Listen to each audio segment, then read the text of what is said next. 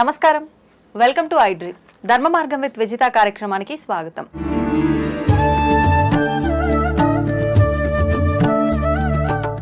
ప్రస్తుతం మనతో పాటు ఉన్నారు శ్రీ మహాకాళి ఉపాసకులు శ్రీ యోగి నరేంద్రానంద స్వామీజీ గారు. ఇప్పుడు వారితో మాట్లాడి మరిన్ని విషయాలు తెలుసుకుందాం. మన సనాతన ధర్మంలో నిజంగా మాంసాహారం గురించి ఎటువంటి ప్రాధాన్యత ఉంది? అసలు మాంసాహారం నిషిద్ధం అని చెప్తూ ఉంటారు, కొంతమంది ఏమో మాంసాహారం అమ్మవారికే నివేదన చేస్తూ ఉంటారు అని చెప్పి రకరకాలుగా మాట్లాడుతూ ఉంటారు. అసలు ఆహారం యొక్క ప్రాధాన్యత ఏంటి? ఇలాంటి మంచి మంచి విషయాలు ఇప్పుడు స్వామీజీతో మాట్లాడి తెలుసుకునే ప్రయత్నం చేద్దాం. నమస్కారం స్వామీజీ. స్వామీజీ, సనాతన ధర్మం అనగానే చాలా గొప్పది, చాలా పవిత్రమైనది. మనం కనుక ధర్మాన్ని ఆచరిస్తే మనం ప్రతి నిత్యం చేసే పనుల్లో కనుక మన ధర్మంలో కూడి ఉన్న పనులు ఏదైతే ఆచరిస్తూ ఉంటామో మన యొక్క జీవితం అనేది ఒక మంచి మార్గంలో వెళ్తుంది అని చెప్పి పెద్దవాళ్ళు చెప్తూ ఉంటారు. కానీ ఈ మధ్య కాలంలో సనాతన ధర్మం అనగానే 1కి 10 మంది 1000 మంది పుట్టుకొస్తున్నారు చెప్పడానికి. అసలు నిజంగా మాలాంటి వాళ్ళు సనాతన ధర్మం గొప్పది, ఓకే, ఈయన ఇలా చెప్తున్నారో ఆయన అలా చెప్తున్నారో, అసలు ఏది నిజమైన ధర్మం, మేము ఆచరించాలి అనిపిస్తే కనుక ఏం ఆచరించాలి అనే సందేహం ప్రతి ఒక్కరిలో ఉంటుంది. ఏంటి అసలు సనాతన ధర్మం అంటే, ఎలా ఆచరించాలి మేమందరం కూడా?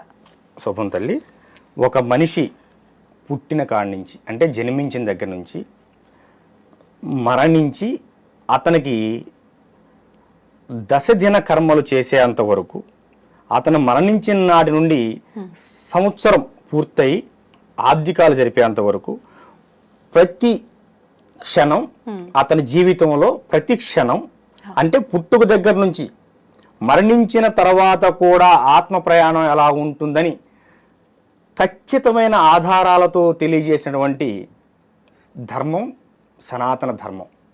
సనాతన ధర్మం అనేదమ్మా మతం కాదు. ఒక మతం అంటే మనిషితో ప్రారంభమై తన యొక్క ఆలోచన విధానాలు అనేవి జనంపై రుద్దబడితే దాన్ని మతం అంటారు.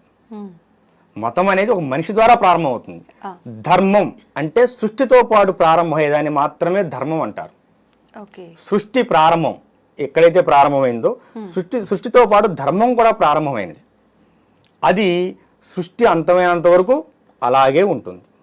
చాలామంది అంటుంటారు ఈ మతం పెరిగిపోతుందండి, ఆ మతం పెరిగిపోతుందండి. ఏ మతం ఎక్కడికి పెరగదమ్మా.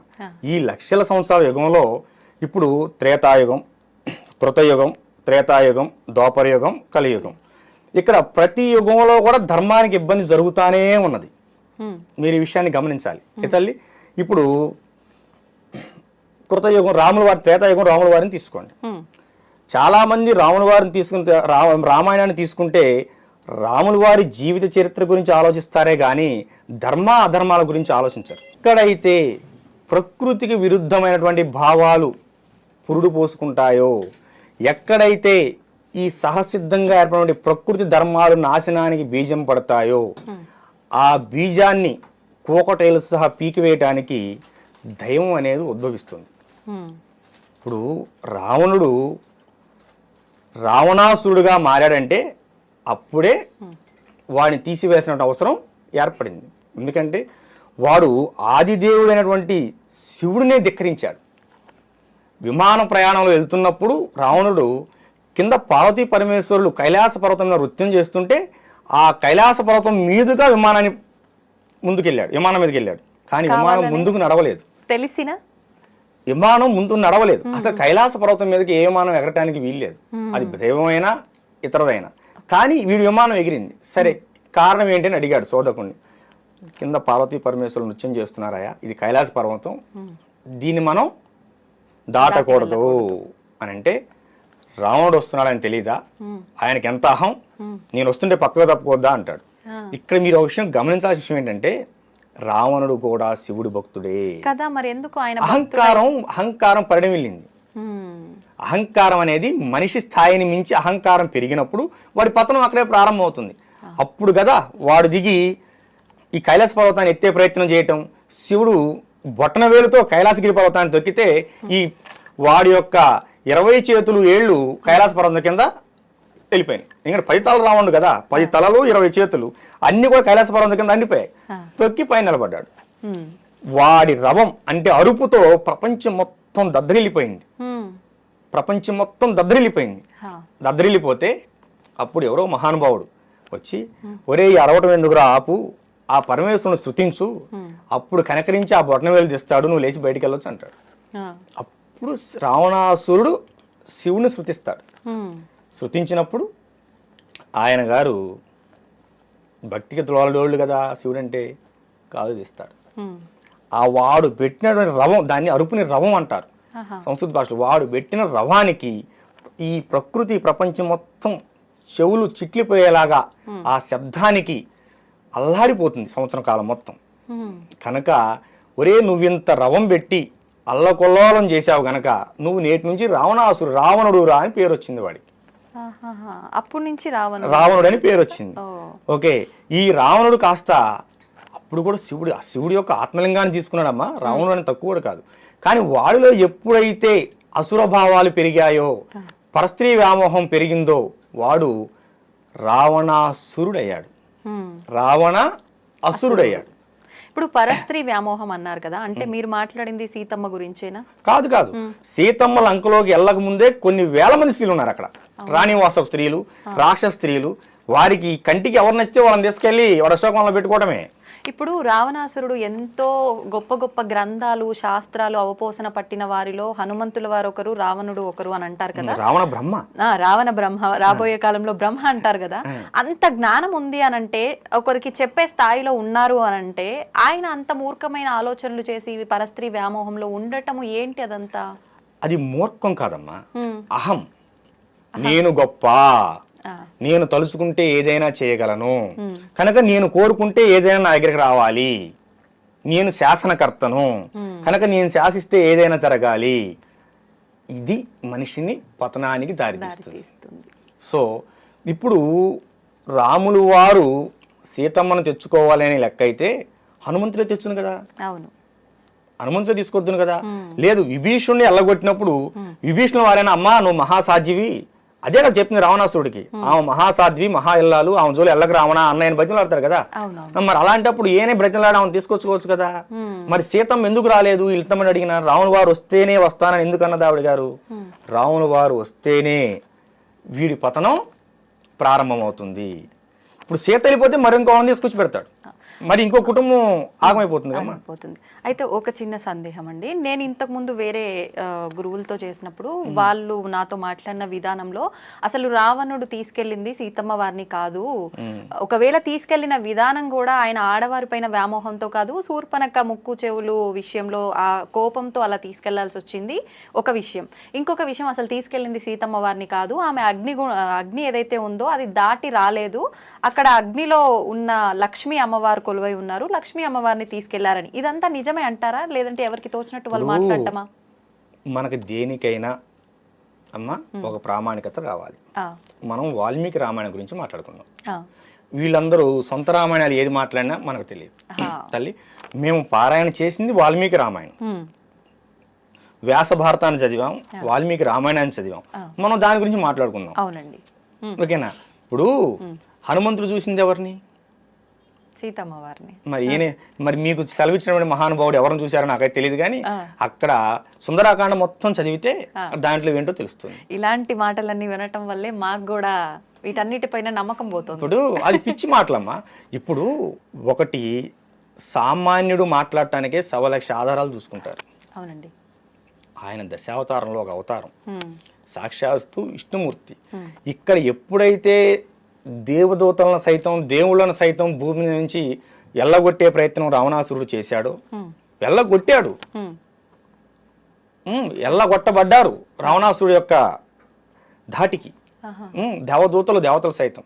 అందుకే కదా మానవ రూపంలో వచ్చి వాళ్ళని మట్టు పెట్టింది. ఇక్కడ ధర్మం ఎక్కడైనా సరే రాములు వారిని, ఒక చిన్న పాయింట్ మనం అడిగిన దాని గురించి చెప్పుకుంటూ వస్తున్నా కదా, చిన్న విషయం. సీతమ్మనే తీసుకెళ్లాలనుకుంటే ఏ విధంగా అయినా తీసుకెళ్ళచ్చు, కానీ ఇక్కడ ధర్మానికి చేడు జరుగుతోంది.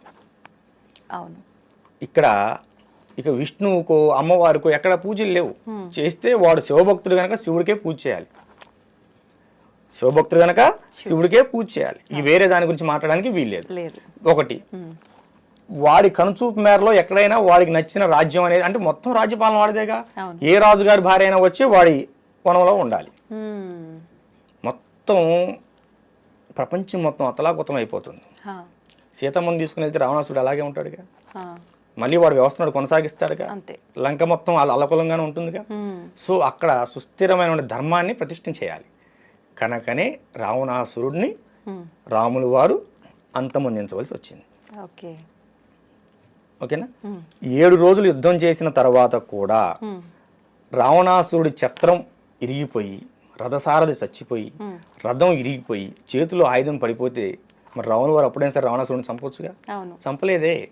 రావణ, నీ దగ్గర అస్త్రం లేదు, శస్త్రం లేదు, రథసారథి లేడు, రథం లేడు, నేను నీతో యుద్ధం చేయను, రేపెళ్ళి ఇవన్నీ సమకూర్చుకొని రా, రేపు యుద్ధం చేస్తా నీతో అంటాడు.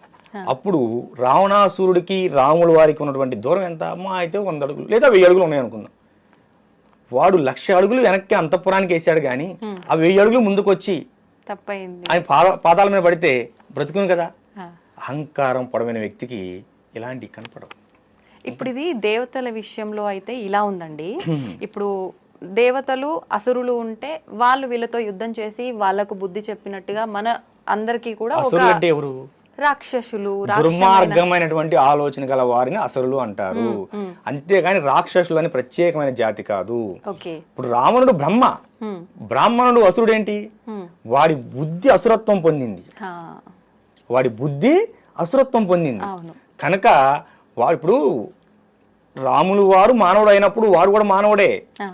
ఓకేనా. మానవుడైన రాములు వారు దేవుడయ్యాడు. అదే మానవుడై ఉండి బ్రహ్మస్థానం పొందినటువంటి రావణుడు అసుర బుద్ధితో అహంకారపూరితమై రాక్షసుడుగా మిగిలాడు.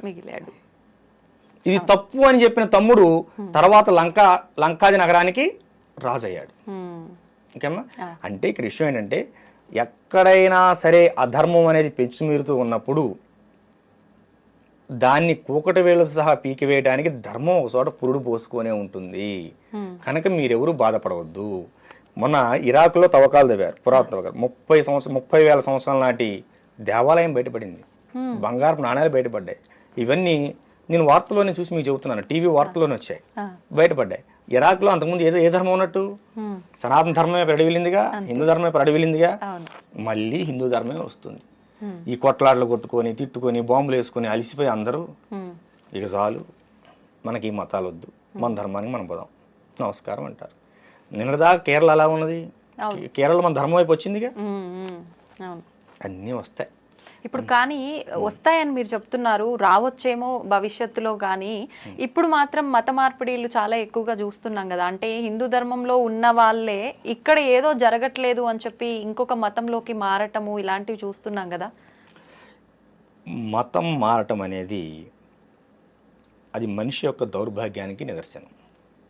ఎందుకంటే మనసు అనేది మారకుండా నువ్వు ఎక్కడికి వెళ్ళినా ఏమీ సాధించలేవు. నీ గత జన్మ కర్మలు ఉండొచ్చు, ఈ జన్మలో చేసిన కర్మలు ఉండొచ్చు, లేదా నువ్వు చేసే విధానంలో పొరపాట్లు ఉండొచ్చు. మనసుకి జబ్బు చేస్తే మాలాంటి స్వామీజీలు వైద్యం చేస్తారు. శరీరానికి జబ్బు చేస్తే స్వామీజీ అయినా ఎంబీబీఎస్ దగ్గరకు, ఎండి దగ్గరకు వెళ్ళాలి. దౌర్భాగ్యం నీ మనసులో పెట్టుకుని నువ్వు ఏ మతంలో పోతే ఏమున్నది? ఏమ్మా, కెమెరా ఆఫ్ చేసి ఎన్నిసార్లు ఫోటో తీసిన ఫోటో వస్తుందా? రాదు కదా.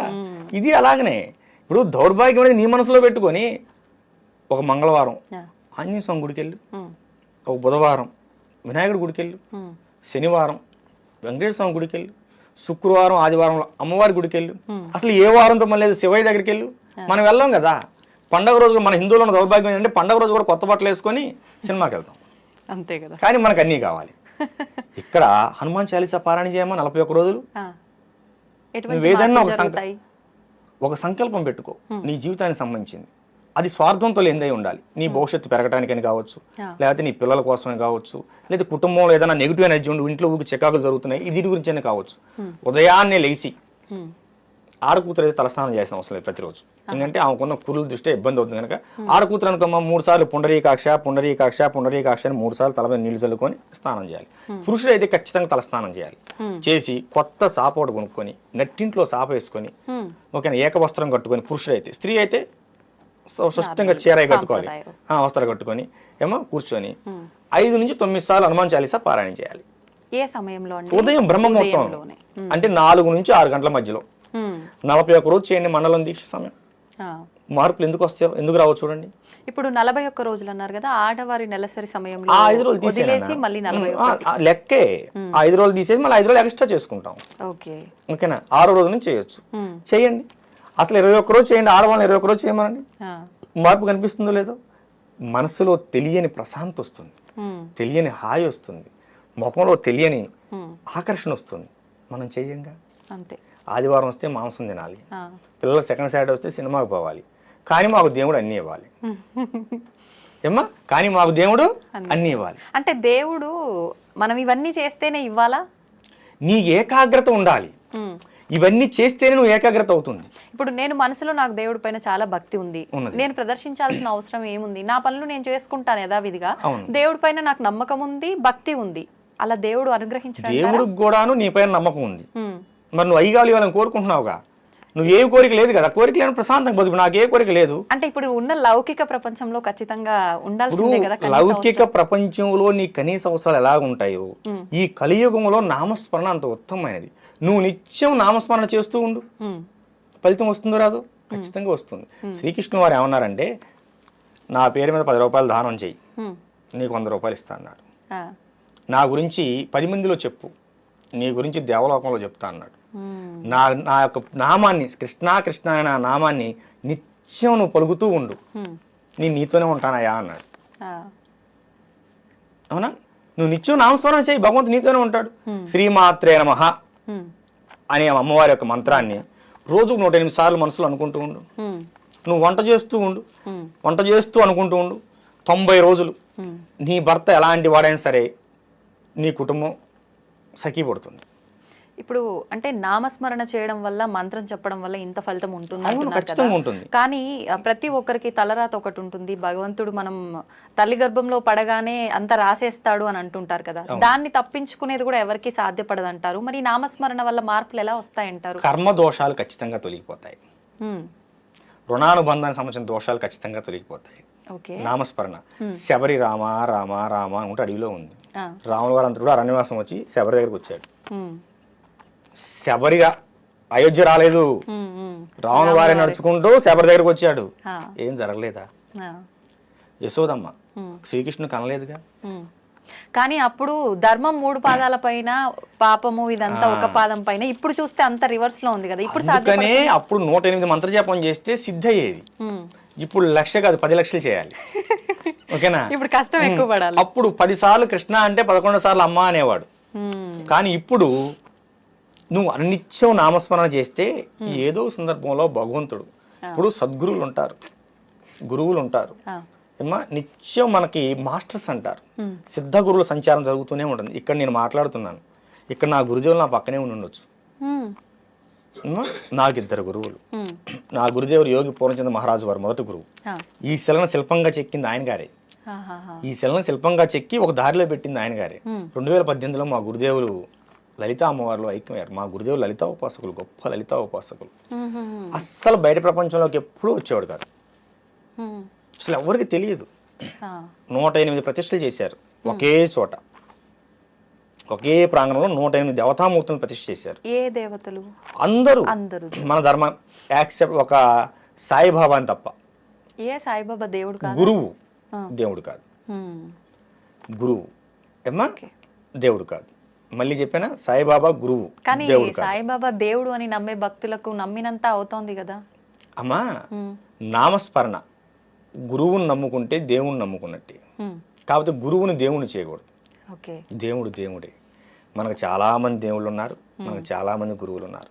రామకృష్ణ పరమహంస, త్రైలింగ స్వామి, లాహిరి మహాశయ, ఏమా ఇప్పుడు సివిఆర్ రావు గారు. ఇప్పుడు ఎంతమంది గురువులు ఉన్నారు మనకి?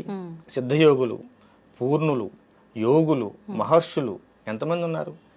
ఇప్పటికీ హిమాలయాల్లో మన యోగులు సంచరిస్తూనే ఉన్నారు. ఇప్పుడు ఏమైందంటే సినిమా ప్రపంచం, ఎవరిని చూపిస్తే వాళ్ళే దేవుడు. మీరు నన్ను పట్టుకురాలా, ఎక్కడ ఉండండి అట్లా. కనుక ఇది కాదు, మనం వాస్తవగతిలో జీవిద్దాం, వాస్తవంగా మాట్లాడుకుందాం. ఏ తల్లి, అది విషయం. ఇప్పుడు గురువులు అన్నారు కదా, గురువులు, ఋషులు, యోగులు, సిద్ధ యోగులు అన్నారు, గురువులు, జగద్గురువులు అన్నారు. ఏంటండి వీళ్ళందరి మధ్య వ్యత్యాసం ఏంటి? అసలు ఎవరు ఏ రకంగా సమాజానికి ఉపయోగపడతారు? పుస్తకాల్లో చూసి పాఠాలు చెప్పేవాడు ఉపాధ్యాయుడు, వాచక గురువు. మనకి పని బాట నేర్పేవాడు సూచక గురువు. ఒక ఆశ్రమానికి వెళ్ళినప్పుడు ఎలా ఉండాలి అని ఆశ్రమ నియమాలు నిర్ణయాలు చెప్పేవాడు బోధక గురువు. ఓకేనా? ఇప్పుడు మాలాంటి వాళ్ళని తయారు చేసేవాళ్ళు సిద్ధ గురువులు. ఓకేనమ్మా? జగద్గురువులు ఇందాక చెప్పాను మీకు. ఎవరైతే తన పరివారంతో వస్తూ ఉన్నారో వారిని చూసి గురువులు సైతం లేచి తన శిష్యులతో సైతం లేచి నిలబడి ప్రణమిలుతారో వారు జగద్గురువులు. వారు ఆది శంకరాచార్యులు వారు స్థాపించినటువంటి చతుర్మాయ పీఠాధిపతులు మాత్రమే జగద్గురువులు. ఇంకెవ్వరూ జగద్గురువులు కాదు. ఎవరైనా పెట్టుకుంటే అది పేరు వాళ్ళు బిరుదుకై వాళ్ళు పెట్టుకున్నట్లే కానీ మేము ఎవరూ అంగీకరించాం. జగద్గురువులు అంటే ఆది శంకరాచార్యుల వారి పరంపర మాత్రమే జగద్గురువులు. ఇంకొకళ్ళు ఉంటారు నిషిద్ధ గురువు. వాళ్ళు గురువులే, కాకపోతే మనుషుల్ని ఎలా హింస పెట్టాలి, మనుషుల్ని ఎలా చంపాలి, ఏ మనిషికి ఎలా పెడితే వాడి జీవితం ఆగిపోతుంది, ఏ మొక్కని ఎలా అంటే పూసే కాసే చెట్టుని ఎలా పడగొట్టాలి అంటే శుద్ర ప్రయోగాలు అంటారు. ఇలాంటి దిక్కుమాలిన విషయాలు నేర్పే వాళ్ళని వాళ్ళు గురువులే, వాళ్ళని మనం గౌరవించాలి.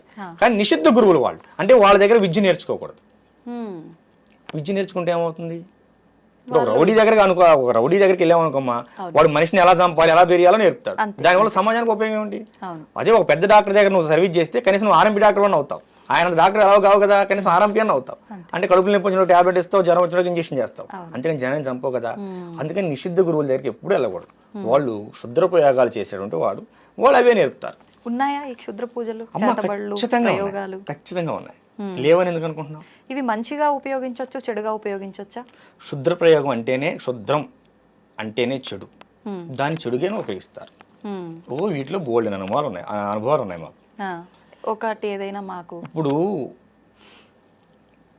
జస్ట్ ఒక 4 నెలలు అవుతుంది మనకి తెలంగాణ బోర్డర్లోనే జగ్గేపేట దగ్గర ఒక కుటుంబానికి వాళ్ళు బాగా ఆస్తిపరులు, అన్నీ పోయినాయి. లారీలు పొలాలు అన్నీ పోయాయి. మంచి ఇల్లు కట్టుకున్నారు ఒక చోట. వీళ్ళు 4 ఉంటారు. ఈ గదిలో కూర్చున్నప్పుడు ఆ గదిలోంచి ఎవరో పిలిచినట్టు అనిపిస్తుంది, ఆ గదిలో పిలిచినప్పుడు ఈ గదిలోంచి ఎవరో పిలిచినట్టు అనిపిస్తుంది, పడుకుంటే ముఖంలో మొహం పెట్టి చూసినట్టు అనిపిస్తుంది. ఇవన్నీ చెప్పటానికి కొంచెం విచిత్రంగా ఉంటాయి కానమ్మా, ఆ బాధ అనుభవించే వాళ్ళకి నరకంగా ఉంటుంది. ఆ బాధ అనుభవించే వాళ్ళకి నరకంగా ఉంటుంది, నరకప్రాయంగా ఉంటుంది. భోజనం వండుకుంటారు, చప్పగా అయిపోతుంది. నైటు ఎవరో తలుపు కొట్టినట్టు ఉంటుంది, బయటకు చూస్తే ఎవరు ఉండరు. వాళ్ళు అటు తిరిగి ఇటు తిరిగి ఎప్పటికో మా బోటుల దగ్గరికి వస్తారు. అందుకంటే కాషాయం కట్టుకున్న వాళ్ళందరూ కూడాను స్వచ్ఛమైన గురువులు కాదు కమ్మ, మనం అది కూడా చెప్పాలి. ఓకేనా? కనుక ఈ ఆటుపోట్లు తిని ఉన్న డబ్బులన్నీ పోగొట్టుకొని ఆ ఐశ్వర్యం ఆరోగ్యం రెండూ పోగొట్టుకున్న తర్వాతే మాలాంటి వాళ్ళ దగ్గరికి వస్తారు. దాన్ని చండక్రియ అంటారు, చండా ప్రయోగం అంటారు. అంటే ప్రయోగాల్లో ఇది ఒక ప్రయోగం పేరా ఏంటి అసలు? ప్రేతోన్మాదం, భూతోన్మాదం, రక్తబేతాళం, చండ ప్రయోగం, ఇట్లా 108 రకాల ప్రయోగాలు ఉంటాయి. వాక్ స్తంభన, బుద్ధి స్తంభన, క్రియాస్తంభన, కట్టేయటం. ఇప్పుడు రక్తబేతాళం చేస్తే వాడికి రక్తం తగ్గిపోతూ ఉంటుంది. ఏ హాస్పిటల్కి వెళ్ళినా టెస్టులు ఏమీ రాదు, కానీ రక్తం ఉండదు, పాలిపోతూ ఉంటారు. క్షుద్ర ప్రయోగం వల్ల జరిగే ముఖ్యమైన విషయం ఏంటంటమ్మా, ఐశ్వర్యం ఆరోగ్యం రెండు దెబ్బతింటాయి. ఎందుకంటే ముందు ఆరోగ్యం దెబ్బతింటుంది. దీనికోసం మనం యాక్చువల్గా హాస్పిటల్కి వెళ్తాం కమ్మా, హాస్పిటల్ చుట్టూ తిరుగుతాం. ఏ హాస్పిటల్కి వెళ్ళినా 3 రోజులు మాత్రమే బాగుంటుంది, 4 రోజులు మళ్ళీ మరొక వస్తుంది. డాక్టర్ గారు బాగా చూడలేదు అనుకుంటారు, కానీ ఇక్కడ ఇంకేదో ఉందనుకోరు. డాక్టర్ ఎందుకు బాగా చూడరమ్మా? అందులో ఇవాళ రేపు అన్ని మూఢనమ్మకాలు అనే భావనలో ఉన్నారు కాబట్టి వెళ్ళిపోతారు. కానీ మూఢనమ్మకం కాదమ్మా, ఖచ్చితమైన నమ్మకం. కర్ణాటకలో ఇప్పుడు కూడా చేతబడుల మీద కేసులు కట్టే సెక్షన్లు ఉన్నాయి, మనం నిరూపించుకోవచ్చు. కానీ మన దగ్గర ఆ సెక్షన్ లేవు. అవి వస్తే బాగుంటుంది ఇప్పుడు కూడా. ఎందుకంటే ఇప్పుడు కూడా మనం చాలా చోట చూస్తుంటాం, మీరు చూడండి, మనుషులు బొమ్మలేసి ముగ్గులేసి వేస్తూ ఉంటారు, నిమ్మకాయలే పెడుతుంటారు. అలానే ఉంటున్నాయా విధానాలన్నీ ఈ చేతబడులకు సంబంధించినవి? కొన్ని అలా ఉంటాయి. శ్మశానంలో ఇంత బూడితో చేయొచ్చు. ఓకేనా? ఇప్పుడు శ్మశాన కాళి త్రైలింగ స్వామి వారు చేశారు. మరి ఆయన గారు మహా గొప్ప యోగి అయ్యారు, 300 సంవత్సరాలు బతికారు కాశీలో జల సమాధి అయ్యారు. కానీ సమాధి కాల, వెళ్తూ మాయమైపోయాడు పెట్టిలో.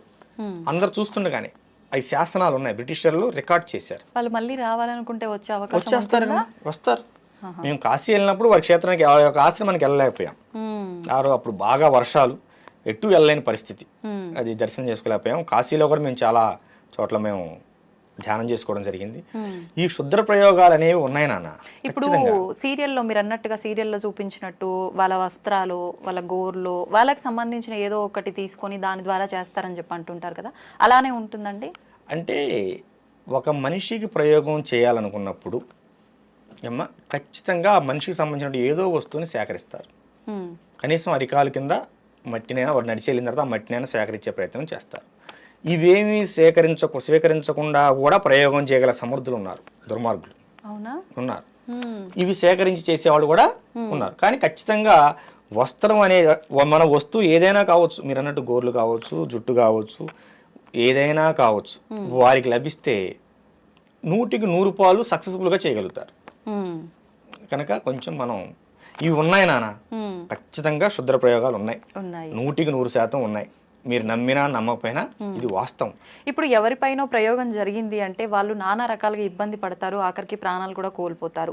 చేసిన వాళ్ళకి ఏంటి ఉపయోగం అసలు దీనివల్ల? మానసిక ఉన్మాదులు అమ్మ వాళ్ళు.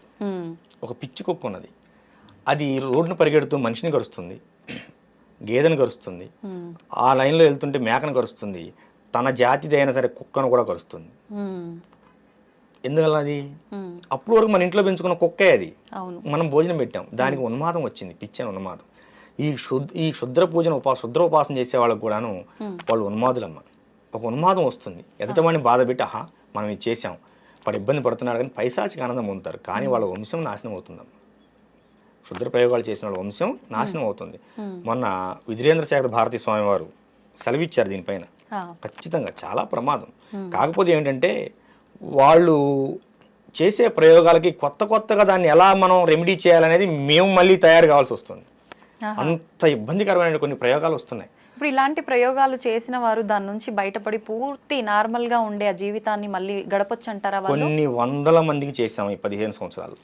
మీరు ఎప్పుడైనా మన కుటీరానికి వస్తే చాలా మందిని చూసుకోవచ్చు. కొన్ని వందల, మొన్న చెప్పాను కదా జగ్గేపేట దగ్గరని, వాళ్ళు నిన్న కూడా మన ఆశ్రమానికి వచ్చి వెళ్ళారు. ఏమో ప్రశాంతంగా ఉన్నారు. ఖచ్చితంగా ఉంటుంది.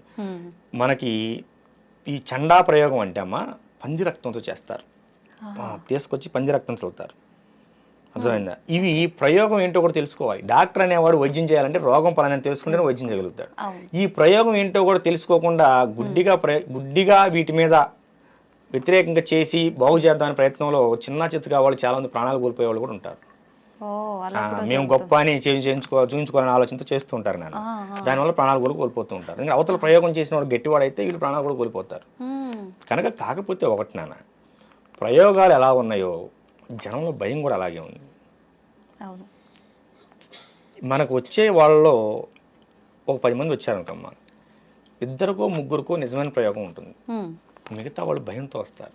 ఇప్పుడు ఒక పెద్ద ఆవిడ ఉన్నది, ఆవిడకి తరచూ నడుము నొప్పులు వస్తున్నాయి, 4 సార్లు హాస్పిటల్కి వెళ్ళిన దగ్గర ఏ కాల్షియం లోపమో ఏదో ఉంటుంది, లేకపోతే సయాటికాలు వస్తూనే ఉంటాయి. పక్కింటి ఎవరో వచ్చి పక్కన మనం వాళ్ళకి అలాగే నడుము నొప్పి వచ్చింది, వాళ్ళకి ప్రయోగం అంట అని చెబుతారు. ఇంకోళ్ళు వచ్చి ఇంకోళ్ళు చెప్తారు. సో వీళ్ళు ఏమవుతారంటే అమ్మ ముందు మానసికంగా ఇబ్బందికి లోనవుతారు, మెంటల్గా దాని స్ట్రెస్లోకి వెళ్ళిపోతారు. నాకు కూడా చేశారేమో ఇట్లా మానసిక సమస్యలతో ఇలా బాధపడే వాళ్ళకి ఇది లేదు అని చెప్పినా కూడా నమ్మరమ్మ. నమ్మకపోగా మరో చోటకి వెళ్ళి డబ్బులు ఆగం చేసుకుంటారు. కనుక సరే ఇవి కొంచెం ఆ లక్షణాలేనమ్మా, ఇంతటితో పోతుందిలే అని చిన్న చండీ హోమం చేసి, లఘు చండీ హోమం చేసి బొట్టు పెడతాం. ఇక అంతటితో ముందు మనిషికి భయం పోతుంది, భయం పోతే జబ్బు పోతుంది. ఈ కొన్ని రోజుల తర్వాత మళ్ళీ గురువు గారు మాకు నడుము నొప్పులు వస్తున్నాయని చెప్పి వస్తారు. అమ్మ ఏం లేదమ్మా, అప్పుడు దాని తాలూకు గాయమైంది, ఒకసారి హాస్పిటల్లో చూపించుకోమని చెప్తాం. అంతే. చుట్టూ ఉన్నటువంటి వాతావరణం కూడా చాలా మందిని మాకు చేతబడులు చేశారేమో అనే భావనలోకి నెట్టేస్తుంది. ఇది చాలా మందికి ఏటీఎం అయిపోయింది, వాళ్ళ భయాలు వీళ్ళకి ఏటీఎంలు అయిపోయినాయి. అంతేగానమ్మా నిజం ఉంది కానీ అంతా నిజం కాదు. కనుక అన్ని తెలుసుకొని ముందుకెళ్ళాలి. అది తల్లి. ఇప్పుడు ఈ చేతబడులు ప్రయోగాలు విషయంలో ఒక క్లారిటీ అయితే వచ్చింది మాకు. మరి ఆత్మలు, దయ్యాలు కూడా ఉన్నాయని చెప్పి, పట్టి పీడిస్తున్నాయని చెప్పి ఈ సినిమాల్లో సీరియల్లో చూసిన తర్వాత ఏమైపోయిందంటే జనాలకి ఎవరిపైన కోపం, ఈ శత్రుత్వం ఉంటే వాళ్ళు చనిపోయి పట్టి పీడిస్తున్నారని చెప్పి ఇలా రకరకాలుగా మాట్లాడుకుంటూ ఉంటారు. నిజంగా ఇవి ఆత్మలు, దయ్యాలు ఉన్నాయంటారా? ఆత్మలు, దెయ్యాలు, భూతాలు ఉన్నాయి. దెయ్యాలు ఇంట్లో దూపమే కానీ పారిపోతాయి, అవి మనిషిని ఏం చేయవు. భూతాలు ఏదన్నా అమ్మవారి గుడిలోకో హనుమాన్ టెంపుల్లోకో ఆంజనేయ స్వామి గుడికి వెళ్ళి ఆ బొట్టు సింధూరం కానీ బొట్టు కానీ తీసుకొచ్చి బొట్టు పెట్టి ఓ నిమ్మకాయ దేవుడు చేస్తే ఇంట్లో అమ్మో పెద్దవాళ్ళు ఎవరో ఉంటారు వాళ్ళు దేవుడు చేస్తే పోతాయి. ప్రేతాలు మనిషిని ఇబ్బంది పెడతాయి. ఇప్పుడు ఈ ఆత్మలు, దయ్యాలు, ప్రేతాలు డిఫరెన్స్ ఏంటండి? ప్రేతాలు అనేవి అన్ఎక్స్పెక్టెడ్గా మరణం పోలేనటువంటి ఆత్మలు, ఇంకా బతకాల్సిన సమయం ఉండి, ఓకేనా, ఏదైనా బలమైన కారణం వల్ల చనిపోతారు. వీళ్ళకి బ్రతకాలని మనసులో లాగుతుంటుంది, కానీ ఆ కారణం వీళ్ళని చంపేస్తుంది. సో ఆ బలమైన కారణం వల్ల వీళ్ళు బలవంతంగా మరణం పొందేటప్పుడు వీళ్ళు భయపడతారు. అయ్యో దానివల్ల నేను చచ్చిపోవాల్సి వస్తుంది, నాకు ఇంకా నాకు బ్రతకాలని అనే భావన ఉంటుంది, కానీ చనిపోతారు. ఈ భావనలో ఏం చేస్తారంటే ఈ ఆత్మ అనేది బయటికి పోకుండా మరొక జీవి మీద చేరి ఇది బ్రతకాలనుకుంటుంది. ఇది బ్రతకాలనే క్రమంలో ఏం చేస్తారంటే దాంట్లో ఉన్న ఆత్మ లాగేసి నేను జరబడాలనే భావనకు వెళ్తుంది. ఆత్మ అనేది పోతే ఆ శరీరం కూడా పడిపోతుంది కదా. కానీ ఆ విషయం ఈ ఆత్మకు తెలియదు కదా, ఈ ప్రేతాత్మకి. దీనివల్ల ఏమవుతుందంటే ముఖం పాలిపోవటం, పిచ్చి పిచ్చి కలర్ రావటం, ఎప్పుడు ఒళ్ళు నొప్పులు చేయటం, ఇచ్చే లక్షణాలు ఉంటాయి. ఊకొని జ్వరాలు రావటం, ఇలాంటి లక్షణాలు ఉంటాయి. కానీ దాన్ని చాలా గట్టిగా పూజ చేయాలి, అంత తేలిగ్గా పోవు. ఇది హనుమాన్ తంత్రం కానీ కాళీ తంత్రం కానీ పూజ చేయాలి. ఈ కాళీ తంత్రం అనేది కాళీ ఉపాసకుల దగ్గరికి వెళ్తే ఇలాంటివి చాలా సింపుల్గా వెళ్ళిపోతాయి. కాళీ తంత్రం అనేది చాలా గట్టిది కనుక ఉన్న దశమహా విద్యల్లో అతి గొప్ప విద్య, మొదటి విద్య కాళీ తంత్రం. ఈ కాళీలో కూడా రకాలు ఉంటాయి. దక్షిణ కాళీ, భద్రకాళి, శ్మశాన కాళీ, చండీ కాళీ, ఇలా రకాలు ఉంటాయి. 8 రకాలు ఉంటాయి. వీటిలో దక్షిణ కాళీ చేసిన వారు రామకృష్ణ పరమహంస. రామకృష్ణ పరమహంస దక్షిణ కాళీ దర్శనం పొందారు. శ్మశాన కాళీ చేసిన వారు త్రైలింగ స్వామి వారు. త్రైలింగ స్వామి వారి తల్లి చనిపోయిన తర్వాత ఆయన శ్మశానంలో ఖననం చేసిన తర్వాత తల్లిని ఎక్కడైతే ఖననం చేశారో అక్కడే 10 సంవత్సరాల పాటు సాధన చేశాడు. 10 సంవత్సరాల అక్కడ నుంచి మన రాజమండ్రి అయినమ్మా ఆయన గారిది. అక్కడ నుంచి ఇక ఒక్కొక్క ప్రాంతం వెళ్తూ గురువు ద్వారా వెళ్ళిపోతూ కాశీలో స్థిరపడిపోయారు. 150 సంవత్సరాలు కాశీలో ఉన్నారు. 300 సంవత్సరాలు బ్రతికారని బ్రిటిష్ వారు గెజిటెడ్ నోట్ చేశారు. కాళీ సాధకులు. కాళీ అనేది చాలా శక్తివంతమైన సాధన. కాదు అమ్మవారు రూపం చూడడానికి భయంగా ఉంటుంది. కనిపిస్తారా సాధన చేసే వాళ్ళకి అమ్మవారు? దర్శనం వినిపిస్తారు కూడా. ఎలాంటి ప్రశ్నలు అడుగుతారని ఇలాంటి వాటికి రాను నేను. ఎందుకంటే ఇది చాలా నిగూఢమైన అంశం. శాస్త్రం ఏం చెప్పిందంటే అమ్మ, సృష్టికారమైనటువంటి సంసారం, భార్యాభర్తల సంసారం 4 గోళ్ల మధ్య ఎంత గుట్టుగా సాగాలో అంతకి 100 రెట్లు గుట్టుగా ఒక సాధకుడి యొక్క సాధన సాగాలి అని చెప్పారు. ఇప్పుడు ఏం చేశారు, చిన్న పెద్ద అని తేడా లేకుండా అందరు దాన్ని బయట వేసే ప్రయత్నం చేస్తున్నారు. ఇది చేయండి వశీకరణ అయిపోతారు, లవంగాయలు కట్టుకోండి డబ్బులు వస్తాయి, అందరు లవంగాయలు కట్టుకుంటాంగా. అవునమ్మా, మీరు కూడా ఎన్ని చేయటం ఎందుకు? స్టూడియోలో కాసిన లవంగాయలు 4 కుప్పలు పోసుకున్న అందరికి వస్తాయిగా. అది కాదు నాన్న, సాధన ఖచ్చితంగా సాధన చేయాలి. దాన్ని ఖచ్చితంగా గురువు పర్యవేక్షణలో చేయాలి. ఎందుకు గురువు పర్యవేక్షణలో చేయాలంటే ఇప్పుడు ఎంబీబీఎస్ అయిన డాక్టర్ను కూడా మరో డాక్టర్ దగ్గర ట్రైనింగ్ పంపిస్తారు. ఎందుకని? నువ్వు పుస్తకాల్లో చదివింది వేరు, వాస్తవంలో చేసేది వేరు. ఎక్కడైనా సరే అమ్మా, గురువు ఏది చెప్పాడో అది చేయాలి. ఈ విషయం జాగ్రత్తగా వినండి. గురువు ఏది చెప్పాడో అది చేయాలి సాధకుడు, శిష్యుడు అనేవాడు. ఇప్పుడు కానీ ఒక్క విషయం అన్న, కానీ గురువు ఏం చేస్తున్నాడో నువ్వు అది చేయకూడదు. గురువు ఏది చెప్పాడో అది చేయాలరా తల్లి, కానీ గురువు ఏం చేస్తున్నాడో అది చేయకూడదు. గురువు అన్ని సాధనలు చేసి పూర్తి చేసిన తర్వాత ఆయన ఏదైనా చేయగలడు. గురువు గారు చేశారని నేను చేస్తాను చేయకూడదు. గురువు ఏం చెప్పాడో అది చేయాలి.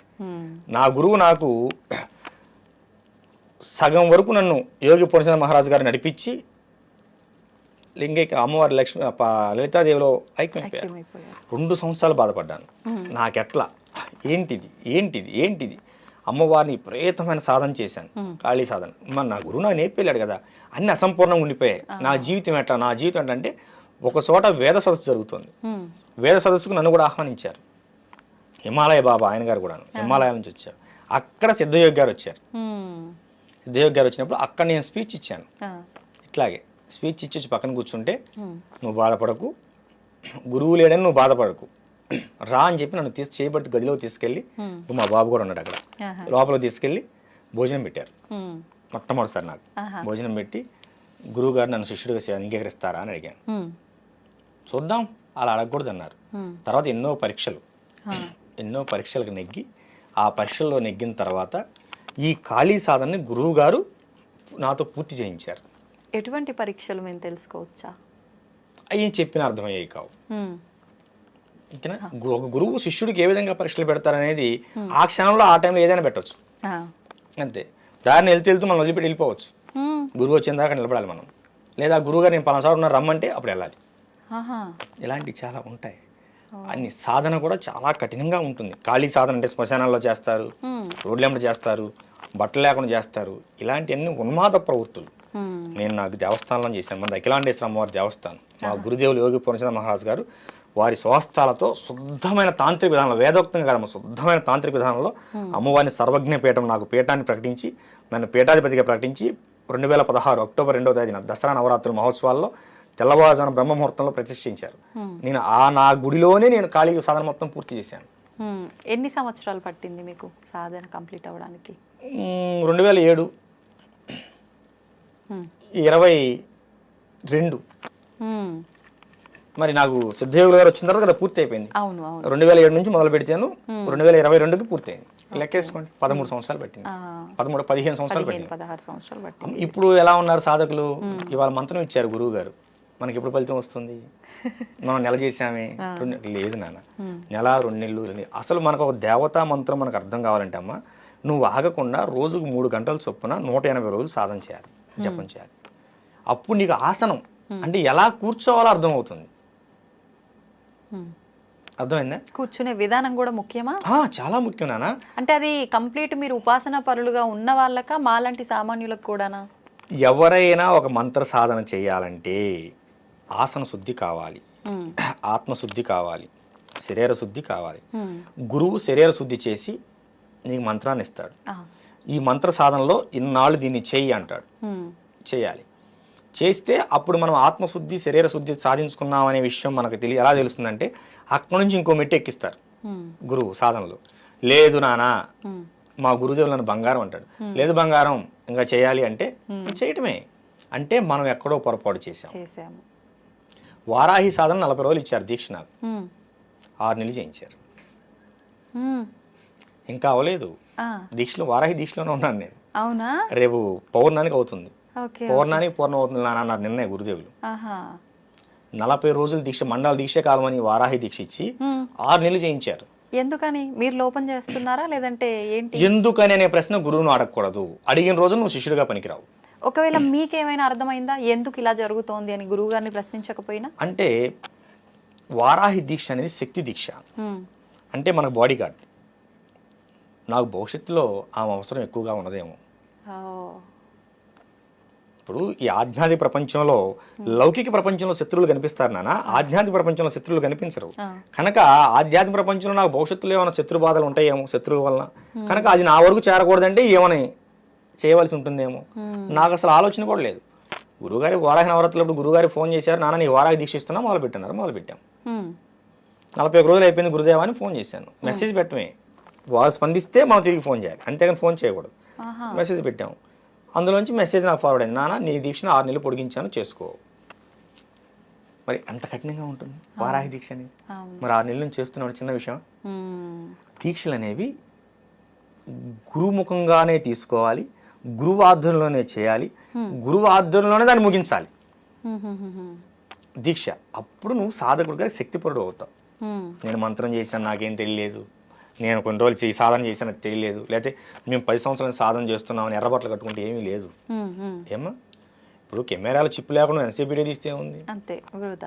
ఇప్పుడు కొంతమంది ఒక 6 నెలలకు సంవత్సరానికి ఫేడ్ అవుట్ అయిపోతూ ఉంటారు. ఎందుకని? ఏదో కాస్త కూర్చి చేసినటువంటి శక్తి సాధనా బలం అని నీ చుట్టూ కొంత ఆరా ఉంటుంది. ఈ లౌకిక ప్రపంచంలో కొన్ని రోజులు నువ్వు మెరుస్తావు. తర్వాత ఒక గురువు అనేవాడు నాన్న నిత్య సాధకుడై ఉండాలి, నిత్యం సాధన చేస్తూనే ఉండాలి. దీపం అనేది వెలుగుతూ ఉంటేనే మరొక దీపాన్ని వెలిగించగలదు, చీకట్లో నీకు దారి చూపించగలదు. గురువు అనేవాడు నిత్యం వెలుగుతూనే ఉండాలి, అంటే నిత్యం సాధన చేస్తూనే ఉండాలి. ఇది మా గురుదేవులు మాకు చెప్పినటువంటి మాట. మా పూర్ణచంద్ర మహారాజు గురుదేవులు కానీ సిద్ధయోగులు వారు కూడా చెప్పినటువంటి మాట. పూర్ణచంద్ర మహారాజు గారి యొక్క సాధనలో ఉన్నప్పుడు కొంచెం ఉద్వేగంగా ఉండేవాడిని, ఆవేశపూరితంగా ఉండేవాడిని. సిద్ధయోగి గారి శిష్యరేఖంలోకి వచ్చిన తర్వాత, శిష్యుడుగా నన్ను అంగీకరించిన తర్వాత, నేనంటంగా శిష్యుడికి వారు అంగీకరించిన తర్వాత, మొట్టమొదటిసారి ఒక గురువుగా వారిని దర్శించుకున్న తర్వాత నాలో వచ్చిన మార్పు, నా యొక్క ఆవేశం అనేది కానరాకుండా పోయింది. గురువు గారు కూడా అలానే ఉంటారు కదా శాంతంగా? అంటే మీ విషయంలో కూడా అలానే ఉంటారా? మా అందరితో అలా ఉంటారా? లేదమ్మా, చాలా కఠినంగా ఉంటారు శిష్యుల విషయంలో. ఏది చెప్పారో అది చేయాలి అంతే. అలా ఇప్పుడు తండ్రి ఎందుకు కోపడతాడు, బిడ్డ బాగుండాలనే కదా. అంతే. కానీ చాలా ప్రేమగా ఉంటారు, సాధన విషయంలో అసలు చాలా కఠినంగా ఉంటారు. ఆహా. కొంచెం దీనికి చెప్పాను కదా చేయి ఆ. గడకూడదు. మొన్న నాతో చెప్పారు ఇలా మీ పేరు చెప్పి నా శిష్యుడే అమ్మా ఇలా మీరు అందరితో ఇలానే ఉంటారా, నాన్న తల్లి బంగారం అని పిలుస్తుంటారు నన్ను కూడా. బంగారం అని అంటారు. నేను మీరు ఇంతే ప్రేమగా ఉంటారా మామూలుగా శిష్యుల విషయంలో కూడా, అలా ఉంటే వినరు కదా, మీ శిష్యులు ఎలా ఉంటారని నేను అడిగాను అనమాట. లేదు నాన్న, సందర్భం వచ్చినప్పుడు మాత్రం ఎంత దండించాలో అంత దండిస్తాను, నేను దండిస్తున్నా అనేది కూడా వాళ్ళకు అర్థం అవ్వకుండానే నేను ఒక మాటలోనే అర్థమయ్యేటట్టుగా తెలియజేస్తాను అని చెప్పి నేను అనుకున్న ఆ రోజు ఈ క్వశ్చన్ మిమ్మల్ని ఖచ్చితంగా అడగాలని మాటల్లో మీరే ఆ మాట తీసుకొచ్చేసారు. దండిస్తారు. ఒక కార్యక్రమానికి వెళ్ళాం, ఈ హైదరాబాద్ దగ్గరికి, వరంగల్ దగ్గరికి వచ్చాం. గురువు గారు ఉదయం టిఫిన్ చేయరు, అల్పాహారం స్వీకరించరు. అక్కడ కార్యక్రమం జరుగుతుంది, ఒక హోమం జరుగుతుంది, ఒక 15 రోజుల క్రితం. అందులో నాతో ఒక హోమం చేయించాలని చెప్పి ముందుగానే ఇంటిమేషన్ ఇచ్చారు. నేను ఖాళీ చదవకుండా కదా, ఖాళీ హోమం నాతో చేయించాలి నాన్న, నువ్వే వచ్చి హోమం చేయాలన్నారు. చేశాను, వెళ్ళాను, అందరం వెళ్ళాం. అక్కడ నా శిష్యుడు ఉన్నాడు ఆ ప్రాంతంలో. నేను అలాగని నా శిష్యుడు నన్ను ఎత్తుకుంటూ వచ్చాడు. వచ్చినారు నా కోసం ఆ శిష్యుడు ఏం చేశాడు, ఉదయాన్నే అల్పాహారం తీసుకొచ్చాడు. ఇక్కడ ఈ గురువుగారు ఏం చేశారు, గురువుగారు నా కోసం టిఫిన్ చేయించారు. ఆ రోజు ఎప్పుడు లేని ఆ రోజు ఆశ్రమంలో టిఫిన్ చేయించారు భక్తులందరికీ. నా శిష్యుడు వచ్చాడు, వాడు ఉదయాన్నే టిఫిన్ చేయండి, నాకు టిఫిన్ చేయడం అలవాటు, నన్ను ఉదయాన్నే అల్పాహారం తీసుకోవడం అలవాటు, వాడి కోసం టిఫిన్ చేయండి అని చెప్పారు. ఆ విషయం నా దాకా రాలేదు. నా శిష్యుడు తీసుకొచ్చిన టిఫిన్ నేను చేశాను. ఏం జరిగింది అప్పుడు? ఏదైనా జరగండొచ్చు, ఏదో పెద్దగా జరుగుంటది. బయటికి వెళ్ళిపోవన్నారు, పాదాల మీద పడ్డాను. తర్వాత చెప్పారు, మీకోసమే చేయించారు అల్పాహారం, మీరు చేయలేదు అని. భోజనానికి వంట అయ్యేంత వరకు ఉండి ముందుగా నేనే భోజనం చేసి బయటికి వెళ్ళాను. తగ్గించాను. ఎందుకంటే నమ్మ గురువులు ఏదైనా, గురువు అంటే తల్లి తండ్రి ఇద్దరు ఉంటారమ్మా. గురువులో తల్లి ఉంటుంది, తండ్రి ఉంటాడు, ప్రేమ ఉంటుంది, మనకి కోపం కాదు, అది క్రమశిక్షణ ఉంటుంది, అంతే, ఒక మంచి మార్గంలో తీసుకెళ్ళడానికి. ఇప్పుడు నా గురువేగా నన్ను ఇక్కడ కూర్చోబెట్టింది, అవునా? ఇప్పుడు నా మీద ఎంత నమ్మకం ఇక్కడ కూర్చోబెట్టగలిగారు, నేను ఆ నమ్మకం నిలబెట్టుకోవాలి కదా. అందుకని గురువుని ఎప్పుడు కూడా అనుసరించండి, అనుకరించొద్దు. అనుకరించొద్దు అంటే ఇప్పుడు ఒక గురువుకి ఇందాక చెప్పిన విధానం ఆయన చేస్తున్నది మనం చేయకూడదు. ఇప్పుడు ఒక గురువుకి ఇంతవరకు గడ్డ ఉందని నువ్వు కూడా గడ్డం పెంచొద్దు. నీ గురువు గోచి పెట్టుకొని తిరిగారని నువ్వు కూడా గోచి పెట్టుకొని తిరగొద్దు. ఓకేనా? నీ గురువు గంజాయి తాగారని నువ్వు గంజాయి తాగొద్దు. నీకు సాధనలో నీకు ఇది చేయమని చెప్పాడు కదా, అదే చెయ్యి. గురువు ఏమి చెప్పాడు అది చెయ్యి, గురువు ఏం చేస్తున్నాడో అది చేయదు. ఇది నా గురుదేవులు నాకు చెప్పిన మాట. నేను అందరికీ ఈ టీవీ షో ద్వారా బయటకు వెళ్తాం కనుక అందరికీ చెప్తున్నాను, గురువుని అనుకరించొద్దు, అనుసరించండి. గురువు చెప్పింది మాత్రమే చేయండి, గురువు చేసేది ఎప్పుడు మీరు చేయకండి. గురువు చేసేది నువ్వు చేసావా, నీ పతనం అక్కడే ప్రారంభమైంది. ఇప్పుడు ఎలక్ట్రికల్ ఇంజనీర్ అమ్మా, ఆయన కరెంట్ ఏ వైర్ ఎక్కడ పెట్టాలో ఆయన తెలుసు, ఆయన పట్టుకొని పెడతాడు, స్క్రూ డ్రైవర్ కూడా లేకుండా పెడతాడు. నేను నిన్నగా మొన్న ఐటీఐ స్టూడెంట్, నేను పట్టుకుంటే కుదురుద్ది, పోదాంట్లో ఒకటి పెడితే ఇన్వన్న పోతావు, లేకపోతే మొత్తం బ్లాస్ట్ అయిపోతుంది. కనుక గురువుని అనుకరించొద్దు, అనుసరించండి. ఇది చాలా ముఖ్యమైన విషయం. గురువులు యోగులు అనగానే చేతిలో ఖచ్చితంగా ఏదో ఒక దండం అనేది ఉంటుంది. అది మీరు చేసిన సాధనలను బట్టి ఆ దండం అనేది ఒక్కొక్కరికి ఒక విధానం ఉంటుందా, ఎలా ఉంటుంది? చాలా వరకు అందరి చేతిలో త్రిశూలం ఉంటుంది, లేదు అనంటే ఒక కట్టె లాంటిదే ఏదో ఒక దండం ఉంటుంది ఒక ఆకారంలో. మీ చేతుల్లో చూస్తే ఎవరి చేతిలో చూడని రకంగా పామునే పట్టుకొని వచ్చినట్టు సుబ్రహ్మణ్య స్వామిని చూస్తున్నామా ఏంటి అనిపిస్తోంది. ఏంటండి? ఇప్పుడు చేతిలో ఉండేవాడిని దండ అంటారు, ఏకదండ, త్రిదండ, త్రిదండ అని ఉంటాయి. స్వామీజీలో అవి వేరు. ఏమా శక్తి ఉపాసకులకి చేతిలో త్రిశూలం ఉంటుంది, అది వాళ్ళు అమ్మవారి పూజలో పెట్టుకుని బయటకు వచ్చినప్పుడు వాళ్ళు నెగిటివ్ ఆర్ ఏదైనా ఉన్నప్పుడు వాళ్ళ దగ్గర ఉంటాయని చూస్తుంది. ఇది వచ్చేసి నాగాస్త్రం నాన్న. ఇది మా గురువులు దాదాపుగా రాజశ్యామల లాంటి మహాయాగాల్లో కూడా పెట్టి దీన్ని అనుష్ఠానపరిచి మాకు బహుకరించారు. ఇది నాగాస్త్రం, దీనితో నాగబంధం కూడా వేయగలం, నాగబంధం కూడా వేయగలం. ఇది ఉన్న చోటకి నెగిటివ్ ఆరా రాదు. కనుక దీన్ని మొన్న చెప్పారు, ఇందాక చెప్పాను కదా, ఇళ్లలోకి వాళ్ళ ఇంట్లోకి మనుషులు కూడా వచ్చి తిరుగుతున్నట్లుగా ఉంది భావన అని చెప్పింది. ఆ ఇంట్లోకి తీసుకెళ్ళాను, మళ్ళీ ఇవాళ ఇక్కడ తీసుకొచ్చాను. బయట ప్రపంచంలోకి ఎక్కడా లేదు, తీసుకెళ్ళాం. తప్పనిసరి అయితే తప్ప ఈ నాగబంధం అనేది బయట ప్రపంచంలోకి రాదు, అసలు కనపడదు. తీసుకెళ్ళాం, అంత అవసరం ఉండదు. మన అవసరం అనుకున్న చోటకి ఇది తప్పదు అనుకుంటేనే ఇక్కడికి పోవాలి. ఎటువంటి బంధనాలున్నా ఈ యొక్క నాగాస్త్రం బయటకు వస్తే అక్కడ తెగిపోతాయి. అక్కడ చండా ప్రయోగం జరిగింది కనుక అక్కడికి తీసుకువెళ్ళాల్సి వచ్చింది. వెళ్ళినా కూడా పూర్తిగా కాషాయ వస్త్రంతో బంధించబడి ఉంటుంది, బయటికి కనిపించదు మామూలు. ఇక్కడ మాత్రం బయటికి తీశాను. ఒకవేళ అలా కనిపించడం వల్ల ఏంటి ఏదైనా? ఏమీ లేదు నాన్న. అయితే వాళ్ళకి అదేంటో తెలుసుకోవాలని కుతూహలత పెరుగుతుంది. అవును అవును. కనుక మనం వెళ్ళిన విషయం పక్కకి వెళ్ళి ఈ విషయం గురించి ఎక్కువ చర్చించాల్సి వస్తుంది. కనుక బయట ప్రపంచం చూడటానికి ఉండదు. ఇది గురుదేవులు ఇచ్చినటువంటి ఆజ్ఞ. ఎక్కడైనా సరే బయట ప్రపంచంలోకి వెళ్ళినప్పుడు ఖచ్చితంగా వస్త్రంతో పూర్తిగా నిండి ఉండాలి. సామాన్యుల ముందు ఎక్కడా కూడా బయట ప్రపంచంలో ఉండకూడదు. అత్యవసరం అయితేనే దాన్ని వినియోగించు అని గురుదేవులు ఆజ్ఞ ఇచ్చారు. రాజశ్యామల యాగం పూర్తి చేసిన తర్వాత దీన్ని నా చేతిలో పెట్టారు మన సిద్ధయోగి గారు, మా గురుదేవులు. వారి కృప అది. వారి చేతిలో త్రిశూలం ఉంటుంది కదా. మా గురువు గారి దగ్గర త్రిశూలం ఉంటుంది, మా దగ్గర నాగులు ఉంటాయి. అవును. గురుగారు త్రిశూలం ఎవరిని తాకనివ్వరు, అలా ఇది కూడా ఎవరు తాకడానికి లేదా? లేదమ్మా, అసలు ఆ ఛాయలోకి కూడా రానివ్వరు గురుగారు వచ్చినప్పుడు.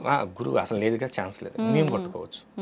మా శిష్యులు మా గురువు గారి దగ్గర ఆ త్రిశూలాన్ని నేను ఒక్కనే పట్టుకోగలను, అందరికి కూడా ఎవరు. మళ్ళీ అంటే అంత శక్తివంతమైనది కాబట్టి సామాన్యులు తాకడానికి వీలు లేదనా, లేదంటే తాకే అర్హత వాళ్ళకి లేదనా? తాకే అర్హత లేదమ్మా, అర్హత అందరికి ఉంటుంది, అది కాదు. దానికి ఒక శక్తి ఉంటుంది. గురువులు నిత్యం అనుష్ఠానం పరిచి దాన్ని అభిషేకిస్తూ ఉంటారు గురుదేవులు. కనుక దానికి కొంత శక్తి ఉంటుంది. దాన్ని నువ్వు తట్టుకోగలిగావు అనుకో పర్లేదు, తట్టుకోలేకపోతే కనుక దాన్ని ఎవరిని ముట్టుకొని, అర్హత ప్రతి ఒక్కరికి ఉంది. ఇగో హిందూ ధర్మంలో వచ్చినటువంటి ఇబ్బంది ఇదే, వాడు అంటరాని వాడు, ఈ లోపల రాకూడదు, ఇలాంటివి చేయటం వల్లనే మనకు మత మార్పులు అవుతున్నాయి. మన మత మార్పిడికి మనమే కారణం, ఇంకెవరో కాదు. కనుక అర్హత లేదనే పదం ఇక్కడ వాడొద్దు. గురువు అలా ఎప్పుడు కూడా చూడడు గురుదేవులు. కాకపోతే యోగ్యతను పరిగణలో తీసుకుంటారు. నువ్వు అంతకుముందు ఎలా ఉన్నావు, ఇంటి దగ్గర మాంసాహారం పూజించి వచ్చావు, దారిలో నీకేమైనా తగిలారేమో, నువ్వు స్నానం చేసావో లేదో, మరి శుచి శుభ్రం అనేది మన సనాతన ధర్మంలో చాలా ముఖ్యమైన విషయం.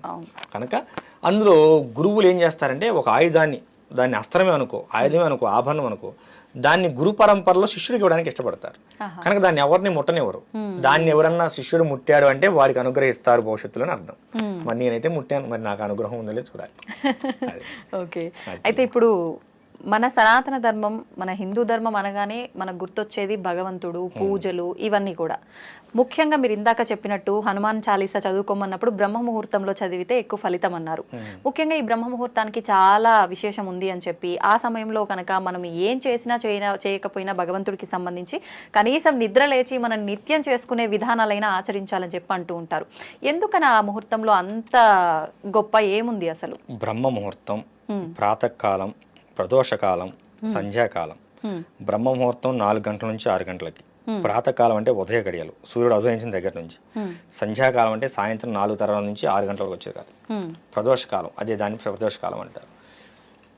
సూర్యుడు ఉదయించక ముందు, ఉదయించిన తర్వాత, సూర్యుడు అస్తమించక ముందు అంటే అస్తమించే ముందు, అస్తమించిన తర్వాత. ఇవి శక్తివంతమైన సమయాలు. ఇది మన ఋషులు చెప్పారు.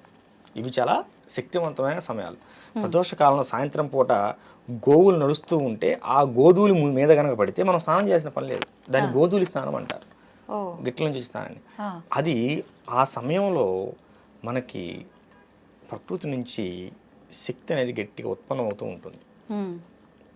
ఏమ్మా, దీన్ని మనం సద్వినియోగపరుచుకోవాలి, మన ఆహారాన్ని ఉత్తేజపరుచుకోవాలి. ఆ సమయంలో ప్రకృతి చాలా ప్రశాంతంగా ఉంటుంది. నువ్వు చెప్పే ప్రతిదీ కూడా ప్రకృతి వింటుంది. నీ భావాలను మొత్తం ప్రకృతి అర్థం చేసుకుంటుంది. ప్రకృతి నీకేమి ఇవ్వాలో అది ఇస్తుంది. 4 గంటల తర్వాత మనిషి నిద్రపోకూడదని చెప్పిందమ్మా మన సప్త ఋషుల దగ్గర నుంచి. మనకి ఋషి పంచమి ఎందుకు చెప్పింది? దాన్ని బ్రహ్మముహూర్తం అంటారు. ఎందుకు బ్రహ్మముహూర్తం అంటారు అంటే ఆ సమయంలో నువ్వు ఏది చేసినా నువ్వు బ్రహ్మగా ఉంటావు గనక నువ్వే బ్రహ్మవి. అంటే సామాన్యుడు అర్థం కావడానికి చెప్తున్నాను ఇట్లా, నువ్వే బ్రహ్మవి అంటే బ్రాహ్మణులు మాత్రమే లేచి 4 గంటలు లేచి గుళ్ళు అర్చన చేయాలి, అది తప్పు. అందరూ చేయాలి. కాకపోతే ఆ ఆచారాన్ని బ్రాహ్మణులు మాత్రమే పాటిస్తున్నారు. మన ధర్మాన్ని వాళ్ళు మాత్రం నిలబెట్టడానికి ప్రయత్నం చేస్తున్నారు. మీరు ఒక విషయం గమనించండి, బ్రాహ్మణ వ్యవస్థ కనుక లొంగిపోతే ఎప్పుడో మన భారతదేశం క్రైస్తవ్యం అయ్యేది. అవునా? ఎలాంటి పరిస్థితుల్లో కూడా వ్యవస్థ వాళ్ళు లొంగలేదు. గుళ్ళకు తాళాలు వేసినా కూడా ఇంట్లో కూర్చొని అర్చనలు చేస్తున్నా కానీ ఇప్పుడు రుద్రాభిషేకము, అమ్మవారికి లలితానో, శ్రీఖడ్గమాలో, హీంకారస గరితాల సుఖాం అనుకుంటే ఇంట్లో చదువుకున్నారు తప్ప ఇంకో దానికి లొంగలేదు. కనుక నువ్వు కూడా బ్రహ్మవేం చెబుతుంది. అనుష్ఠానం బ్రహ్మముహూర్తంలో నువ్వు చేసే అనుష్ఠానం వల్ల నువ్వు కూడా బ్రహ్మవేం చెబుతుంది. ఎందుకని చెబుతుందంటే ఆ సమయంలో నువ్వు ఏది చేసినా ప్రకృతి ఉంటుంది. ప్రకృతి నీ మాట వినాలంటే నువ్వు ఆ సమయానికి లేచి పని చేసుకోవాలి అంతే, దానికి ఇంక వేరేది వద్దు. ఇక లోతుకి వెళ్తే మనం వేదాలు ఉపనిషత్తుల్లోకి వెళ్ళాలి. సామాన్యుడికి అర్థమయ్యే విధంగా చెబుదామని ఇంతటితో ముగించాను. తల్లి అయితే ఇప్పుడు దీపారాధన, ధ్యానము, ఎన్నో రకాల మార్గాలు ఉన్నాయి భగవంతుణ్ణి చేరుకోవడానికి, మోక్షం పొందడానికే మనం ఈ జన్మ తీసుకున్నాము, మనకున్న కర్మల్ని తొలగించుకొని ఒక మంచి ఉత్తమమైన జన్మ తీసుకొని తర్వాత భగవంతుడిలో ఐక్యం అయిపోవడము, ఇదంతా మాట్లాడుతూ ఉంటారు. అయితే నిజంగా నవవిధ భక్తి మార్గాలు అని చెప్పి అంటుంటారు. ఏ మార్గం ఎంచుకున్నా పర్వాలేదు, నువ్వు భగవంతుని చేరుతావని అంటుంటారు. కొంతమంది అతిగా ప్రదర్శిస్తుంటారు దేవుడి విషయంలో భక్తి, అది ఏ మార్గం ఎంచుకున్నా. కొంతమంది అసలు ఏమీ చూపించరు, నాకు మనసులో భగవంతుడు ఉన్నాడు చాలు అని అనుకుంటారు. కొంతమంది మాట్లాడుతున్నాను చాలు అనుకుంటారు. అసలు ఏంటి, ఏ రకంగా ఉంటే నిజంగా మనం ఈ మోక్షాన్ని పొందుతాము, నిజంగా మోక్షం పొందడం కోసమే మనం ఈ జన్మ తీసుకున్నామా, అసలు మనిషి జన్మకు అర్థం ఏంటి? మోక్షాన్ని పొందాలి అనే విధానం ఈ భూప్రపంచం మీద నుండి చాలామంది మానవులు అనుకోరు. ఎందుకంటే మోక్షం అనే పదం కూడా చాలామంది వాళ్ళ జీవితకాలంలో పలకరు. మొదటి విషయం. రెండు, నువ్వు భక్తి మార్గంలో ఏ మార్గంలో ప్రయాణించినా నీకు మోక్షం వస్తుంది. రెండు. మూడు, అతి అనేది ఎక్కడ తినే ఆహారం దగ్గర నుంచి నువ్వు చేసే భక్తి వరకు అతి అనేది ఎక్కడా కూడా మంచిది కాదు. ఓకేనా? నవవిధ మార్గాల్లో ఏ మార్గంలో అయినా సరే నువ్వు పూజ చేసుకోవచ్చు. ఏ మార్గం లేదు, నువ్వు అడవిలో కూర్చున్నావు ధ్యానం చేసుకో, నామస్మరణ చేయి. ఈ కలియుగంలో అన్నిటికంటే ముఖ్యమైనది ధూపం, దీపం, నైవేద్యం, నామం. అమ్మా, ఒక ప్రమిదలో దీపం వెలిగించు, ఒక బెల్లం ముక్క పెట్టు, నమస్కారం పెట్టుకో. నువ్వు శివయ్యకి దీపం పెడుతున్నావు అనుకో, శివ శివ శివ శివ అనుకుంటూ ఉండు. నారాయణకి పెడితే రామ రామ రామ అనుకుంటూ ఉండు. అమ్మకు పెడితే అమ్మకు ఓ బోల్డ్ అని పేర్లు. నువ్వు ఏ పేరుతో పూజిస్తే ఆ పేరు. దుర్గమ్మ పెట్టావనుకో, దుర్గమ్మ దుర్గమ్మ అనుకో, శ్రీదుర్గ శ్రీదుర్గ అనుకో, అయితే శ్రీమాత్రేమో శ్రీమాత్రేమో అనుకో, లలితాకైతే ఓ సహస్రనామాలు. ఏమమ్మా పెట్టుకో. నువ్వు ఏ విధంగా చేసినా నీ ఆత్మశుద్ధి ప్రధానం. ఎదట వాడిని మోసం చేయాలి, ఎదట వాళ్ళని ఇబ్బంది గురి చేయాలి, ఎదట వాడిని హింస పెట్టాలనే భావనలు మనసులో పెట్టుకొని బయటికి శివయ్య అంటేనే, నారాయణ అంటేనే, అసలు ఏమనకపోతేనే. కనుక మనిషికి మోక్షం ఎక్కడ వస్తుందంటే నిన్ను నువ్వు తెలుసుకున్నప్పుడు వస్తుంది. నువ్వు ఎదటవాడు, నువ్వు నేను సమానమైన విషయం భావన వచ్చినప్పుడు మోక్షం వచ్చినట్టే. అంత జ్ఞానం రావాలంటే సాధ్యమేనా ఈ సామాన్యులకి? నేను చాలా మందిని చూశాను, ఫ్యాన్ షర్ట్లు వేసుకొని అవధూతలుగా బ్రతుకుతున్న వాళ్ళని నేను చాలా మందిని చూశాను. చీమకు కూడా అపాయం చేయని వాళ్ళని చాలా మందిని చూశాను. వాళ్ళు కలియుగంలో వాళ్ళు ఉన్నటువంటి పరిస్థితుల్లో వాళ్ళు ఉద్యోగరీత్యాలు, వ్యాపారీత్యాలు చేస్తూనే ఉంటారు, మనసులో నిత్యం నామస్మరణ చేస్తూనే ఉంటారు. అలాంటి వారిని నేను చాలా మందిని చూశాను. ఉంటారు, లేరు అనుకోకు. కాకపోతే వాళ్ళు అసలు భక్తిని ఎక్కడ ప్రదర్శించరు. కనుక ఉన్నారమ్మా, అలాంటి గొప్ప వాళ్ళు ఉన్నారు కాబట్టి మన ధర్మం ఇంకా బ్రతుకుంది. ఇప్పుడు హిందూ శంకర సభ ఉంది కదమ్మా, అలాంటి వాళ్ళు బోల్డ్ మంది వస్తారు. వాళ్ళని ఎవరిని ఆహ్వానించాల్సిన పని లేదు, తెలిసింది కదా. ఏ బస్సు ఎక్కువ, ఆటో ఎక్కువ వచ్చేస్తారు. కనుక మన ధర్మానికి వాళ్ళే నిజమైన కాపలాదారులు. వాళ్ళు నిజమైన కాపలాదారులు తల్లి. అది ఇప్పుడు ఆడవారి విషయానికి వస్తే చాలా రకాల అన్యాయాలు, దుర్మార్గాలు, ఇంట్లో వాళ్ళే ఆడవాళ్ళని గౌరవించని కొన్ని కుటుంబాలను కూడా చూస్తున్నాం. నిజంగా తీసుకుంటే మన పురాణాల్లో కూడా వారి వెంట యుద్ధానికి ఆడవారిని తీసుకెళ్లిన సందర్భాలు ఉన్నాయి, వాళ్ళ సలహాలు తీసుకున్న సందర్భాలు ఉన్నాయి అని అంటే అవి ఒకసారి మనం వింటే గనక ఎంత ప్రాధాన్యత ఉంది స్త్రీకి అనేది అర్థమవుతుంది. మరి ఈ ప్రస్తుత సమాజంలో ఎందుకు ఆ విలువ దక్కటం లేదంటారు? త్రేతాయుగం పరశురాముడు రేణుకమ్మని నరికినందుకేగా యుగం అంతమైంది. కృతయుగం, త్రేతాయుగం సీతమ్మని ఎత్తుకెళ్ళినందుకేగా రావణాసురుడు అర్థమైపోయింది, యుగం అయిపోయింది. ద్వాపర యుగం ద్రౌపది దేవిని నిండు సభలో జుట్టు పట్టుకుని ఈడ్చినందుకేగా కురువంశం మొత్తం నాశనం అయిపోయింది. అవునా?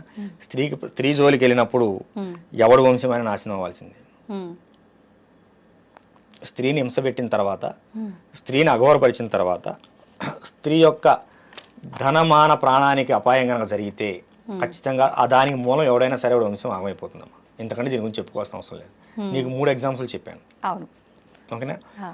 మండోదరి మహాప్రతివత అయినా ఆమె ప్రాతిపత్యం రావణాసురుడిని కాపాడలేదు. అవునా?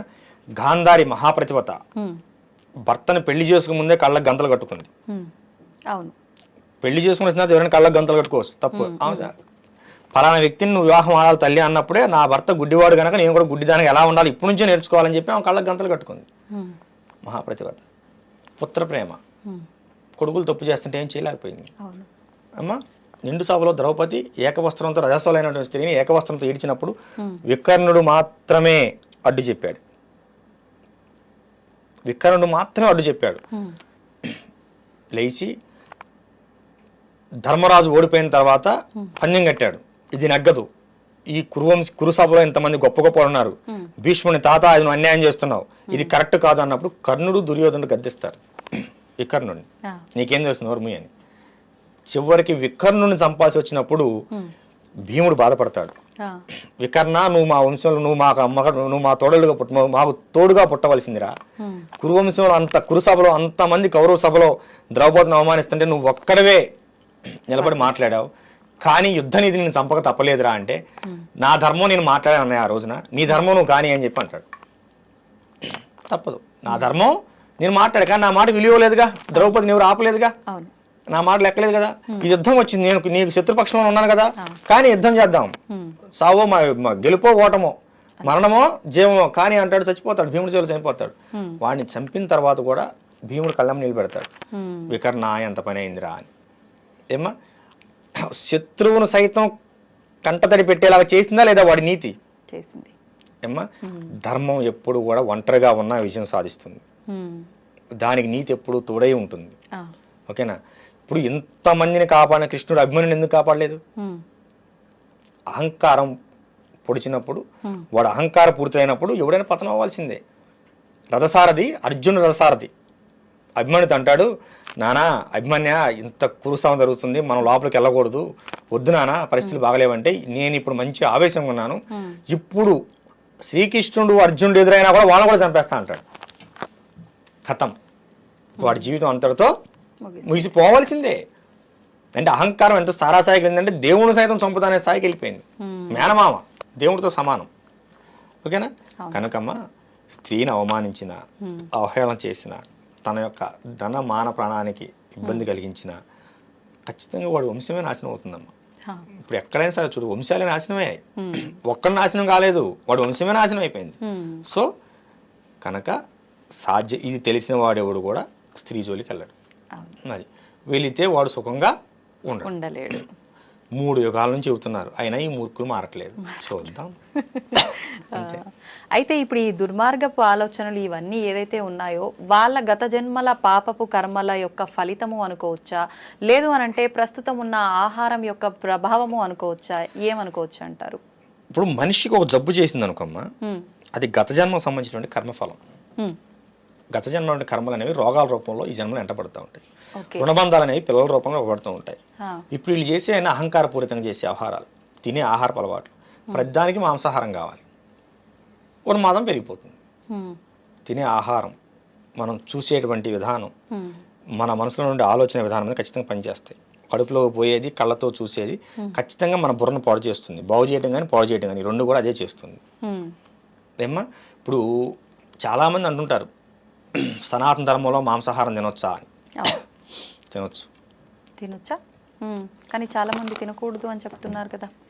కౌలాచారం కులావరణ తంత్రంలో 5వ అధ్యాయంలో చాలా క్లియర్గా మనకందరికి తెలిసే విధంగా శ్లోకం 51వ శ్లోకం ఇవ్వబడింది.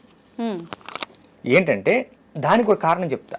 ఒక పశువుని ఏదైనా సరే నువ్వు వధించాలనుకున్నప్పుడు, వధించాల్సిన అవసరం ఏర్పడినప్పుడు, అది నీ ఆహారంగా కావచ్చు, భగవత్ మరో దానికి కావచ్చినప్పుడు శివుడికి అంటే నువ్వు ఇష్టదైవానికి నివేదన చేస్తూ, ఈ పశు జన్మ నుంచి నీకు ముక్తిని కలిగిస్తున్నాను, నీ యొక్క ఆత్మ ప్రశాంతంగా ఉండుగాక అంటే మంత్రం చెబితే అందరికి అర్థం కాదు కదమ్మా, ఆ విధానం చెప్తున్నాను, ఉండుగాక అని చెప్పి మనం తలుచుకొని దాన్ని బలి పశువుగా పూజ చేసి బలి చేయాలి. దాన్ని 10 మందికి మనం పలహారంగా ప్రసాదంగా పెట్టవచ్చు, ఆహారంగా తీసుకోవచ్చు. ముస్లిమ్స్ కూడా చేసేటువంటి అలాల్ అనే పద్ధతి అదే. వాళ్ళు మక్కా వైపు తిప్పి అలాల్ చేస్తారు. ఆ విధానం మనకు పూర్వీకులు ఎప్పటి నుంచో ఉంది. మనం ఉన్నదాని లేదు అనకూడదు. నేను ప్రామాణికం కూడా చూపించాను మీకు. ఏమా కులావరణ తంత్రం అది కౌలాచారానికి సంబంధించింది, కాకపోతే విచ్చలవిడితనం లేదు. కానీ మన దగ్గర మనం ఆచరించేది కవలాచారమా కాదనుకుంటాను కదా. ఎక్కడైనా నువ్వు మాంసాన్ని వినియోగించాలంటే ఆచారం చేయాల్సిందే, ఆచారంలోకి వెళ్ళవలసిందే. ఇప్పుడు మాంసం కావాలంటే జంతువును వధించాల్సిందే కమ్మా. అంతే. మనం పాలకూర పప్పు చేసుకుని మాంసం కావాలంటే అవుతుందా? లేదు, కాదు కదా. మనం దక్షిణాచారంలో ఉండి వామాచారాన్ని అవలంబించాలంటే కుదరదు, వామాచారంలోకి వెళ్ళాల్సిందే దాంట్లో చేయాలంటే. కనుక కౌలాచారం వామాచారం దానికి సంబంధించినవే, కులాచారానికి సంబంధించినవి. మనకి ప్రతి గ్రామానికి ఊరు బయట ముత్యాలం ఉంటుంది, ఊళ్ళో బొడ్రాయి ఉంటుంది, బొడ్రాయి ప్రతిష్టప్పుడు దున్నపోతుని బలిస్తారు, అందరూ తెలిసిందే, బహిరంగానే ఇస్తారు. మరి అప్పుడు వీళ్ళందరూ ఏమైపోయారు పండితులందరూ. కానీ ఇప్పుడు అంటున్నారు కదా అవి కూడా తప్పు. ఇక్కడే వస్తుంది నాన్న, మన ధర్మం ఇక్కడే భ్రష్టపడుతుంది. నువ్వు గతాన్ని మర్చిపోవద్దు. గతంలో మనకంటే గొప్ప వాళ్ళు ఉన్నారు, నువ్వు గొప్పవాళ్ళని భావించు, నువ్వు గొప్పవాళ్ళైతే కావచ్చు, కానీ మన పూర్వీకులు ఎందుకు అవమానిస్తావు? మన పూర్వీకులు గొప్పవాళ్ళు కాదా? కొన్ని వేల సంవత్సరాలకు ఎందుకున్నది ఈ ఆచారం? మీరు పెట్టింది కాదే, నేను పెట్టింది కాదే. ఈ మాంసాహారం అనే ఆచారం కొన్ని వేల సంవత్సరాలుగా లేకపోతే, కొన్ని యుగాలుగా లేకపోతే అసలు మేకను నువ్వు ఇంట్లో పెంచవలసిన అవసరం ఎందుకు వచ్చింది? చెప్పు నాన్న. దాన్ని పెంచడం వల్ల నీకు వచ్చిన ఉపయోగం ఏంటి? ఆడుతూ పాడుతూ పెంచుకునేది ఆవు కాదే. మన ఇంట్లో మన ఆచారం సనాతన ధర్మం ప్రకారం అది గోవు కాదే. మరి గోవు కానప్పుడు మనం గోవును మాత్రమే పాలు కోసం, ప్రేమ కోసం, ఆధ్యాత్మం కోసం పెంచుకుంటాం. ఏ తల్లి, అవునా కాదా? ఎందుకంటే మనం ఉదయం లేవగానే గోవుని చుట్టాన్ని ఆనందపడతాం, సర్వదేవతను చూసినట్టు సంతోషపడతాం, గోవుని తాగి పులకరిస్తాం. నువ్వు మేకను తాగి పులకరించవే, గొర్రెను తాగి పులకరించలేవే. మరి నీ ఇంట్లో కోడి ఎందుకు? అడవిలో కోడి తిరుగుతున్నాయి కదా, నువ్వు ఇంట్లో కోడి ఎందుకు పెంచుతున్నావు? నువ్వు పెంచలా, నీ పూర్వీకులు పెంచారు. ఏనా? వాస్తవాలు మాట్లాడుకుందాం. వాస్తవాలు ఎప్పుడు కఠినంగా ఉంటాయి. జ్వరం తగ్గించే టాబ్లెట్ ఎప్పుడు చేదుగా ఉంటుంది. నువ్వు తినటాన్ని నువ్వు ఆధ్యాత్మికం నేర్పు, ఆహారాన్ని గురించి చెప్పు మాకు. ఆధ్యాత్మికం మాత్రమే చెప్పు. ఒక ఆధ్యాత్మికంలోకి వచ్చినప్పుడు వాడు ఎలా ఉండాలని వాడే మారుకుంటూ వస్తాడు. ఒక స్థాయికి వెళ్ళిన తర్వాత మాంసాహారం తినకూడదు అనే విషయం వాడికి తెలిసినప్పుడు వాడే మానుతాడు. నువ్వు ఆహార అలవాట్ల గురించి చెప్పకు. ఎప్పుడైతే నువ్వు వాడి వ్యక్తిగత జీవితంలో చొరపడతావో వాడి ఆహార అలవాట్లకు సరితూగేటువంటి వేరే మతాన్ని ఎత్తుకుంటాడు. అవునా కదా తల్లి? ఇప్పుడు మన పూర్వం, ఇప్పుడు గ్రామానికి ఊరు బయట, మా జుజ్జూరు గ్రామంలో ఊరు బయట ముత్యాలం తల్లి ఉన్నది. ఆమెను 1819వ సంవత్సరంలో పునఃప్రతిష్ఠ చేసినట్టు ఉన్నది. అంటే ఇప్పుడు 200 సంవత్సరాలు దాటిపోయింది. పునఃప్రతిష్ఠ చేసినట్టు, అంతకుముందు ప్రతిష్ఠ చేసి ఎన్నాళ్ళు అవుతుంది మనకు తెలియదు కదా. పునఃప్రతిష్ఠ చేసినట్టు ఉంది. మరి ఆమె దగ్గర ఎప్పటి నుంచో సాధనలు జరుగుతున్నాయి కదా, కొన్ని వందల వేల సంవత్సరాల నుంచి. అప్పుడు నువ్వు పుట్టావా, నేను పుట్టానా, ఇది చెప్పిన వాళ్ళు పుట్టారా? కానీ అప్పుడు వేదం పుట్టే ఉందిగా, ఉపనిషత్తులు ఉన్నాయిగా, ఏమ్మా అన్నీ ఉన్నాయి కదా, మన పురాణాలు ఉన్నాయిగా. మరి అప్పుడు వాళ్ళకి తెలీదా? కనుక ఎదుట వాళ్ళ ఆహారం మీద నువ్వు ప్రవచనాలు ఇవ్వకు. గరికపాటి వారు, చాగంటి కోటేశ్వర గారు లాంటి మహానుభావులే ప్రవచనకర్తలు, వాళ్లే ఒప్పుకున్నారు మాంసాహారం నిషిద్ధం కాదు నాన్న, విచ్చలవిడిగా తీసుకోకు. మాంసాహారం తీసుకున్న రోజు దేవాలయానికి వెళ్ళకూడదా నిజంగానే అలా? మరి ఒక జీవిని చంపి నువ్వు తిన్న తర్వాత నీ శరీరం మైలైనట్టేగా. మరి అమ్మవారికే నివేదన చేస్తుంటారు కదా. నువ్వు నివేదన చేసుకుని బయటకు వచ్చావుగా. నివేదన చేసే ముందు అక్కడ నువ్వు మాంసాహారం తీసుకుని వెళ్ళలేదు కదా. ముందు అక్కడికి వెళ్ళి ఈ బలి పశువుని పూజ చేసి బలి ఇచ్చిన తర్వాత అక్కడ నువ్వు బయటకు వచ్చేస్తావుగా. ఏమ్మా అయిపోయింది అంతటితో. కానీ ఇప్పుడు ఏమైందంటే తినే తిండిలో మాంసం, తాగే దాంట్లో మాంసం, ఈ ఫ్రైడ్ రైస్లని, నూడిల్స్లని, సర్వం కోడిగుడ్లని, అవన్నీ అంతా మాంసాహారం నిషేధం కాదు. కానమ్మా మన శాస్త్రం ప్రకారం విచ్చలవిడితనం లేదు. కావాలంటే మీ పూర్వీకులు ఎవరైనా పెద్దవాళ్ళు ఉంటాడు, ఇంటికి కొత్తలుడు వస్తే ఏదన్నా ఒక కోడి లాంటి దాన్ని దేని చేసి పెట్టేవాళ్ళు, ఏదైనా పండుగ వస్తే చేసి పెట్టేవాళ్ళు. అంతేగాని ఇట్లా వారం అసలు ఆదివారం తినడం అసలు లేదు మనకి. ఆదివారం కల్చర్ అనేది బ్రిటిష్ వాళ్ళు వచ్చిన తర్వాత వచ్చింది మన కల్చర్. ఆదివారం కల్చర్ అసలు మనకు లేదు. మన ఇంటికి ఏదైనా పండగ అయితే లేదా మన ఇంటికి ఎవరైనా బంధువులు వస్తే అప్పుడు మాత్రమే మాంసాహారం ఉండేది. మన దొడ్లో చిక్కుడుకాయ ఉండేది, వంకాయ ఉండేది, బెండకాయ ఉండేది, బీరకాయ ఉండేది, అన్నీ ఉండేవి. వాళ్ళు వచ్చారు గనక ఇంట్లో, అది కూడా ఇంట్లో పెరిగిన దాన్నే పెట్టేవాళ్ళు, ఇంట్లో పెరిగిన కోడినే వాళ్ళకి చేసి పెట్టేవాళ్ళు. ఇప్పుడంతా హైటెక్ యుగం, హైటెక్ ఫుడ్లు. మరీ దారుణం ఏంటన్నా, 10 సంవత్సరాల పాప పెద్ద మనిషి అవుతుంది. దేని వలన? ఈ బాయిలర్ కోళ్ళ వలన, బాయిలర్ చికెన్ వలన. అదే నాటుకోడి పెట్టు కాదుగా.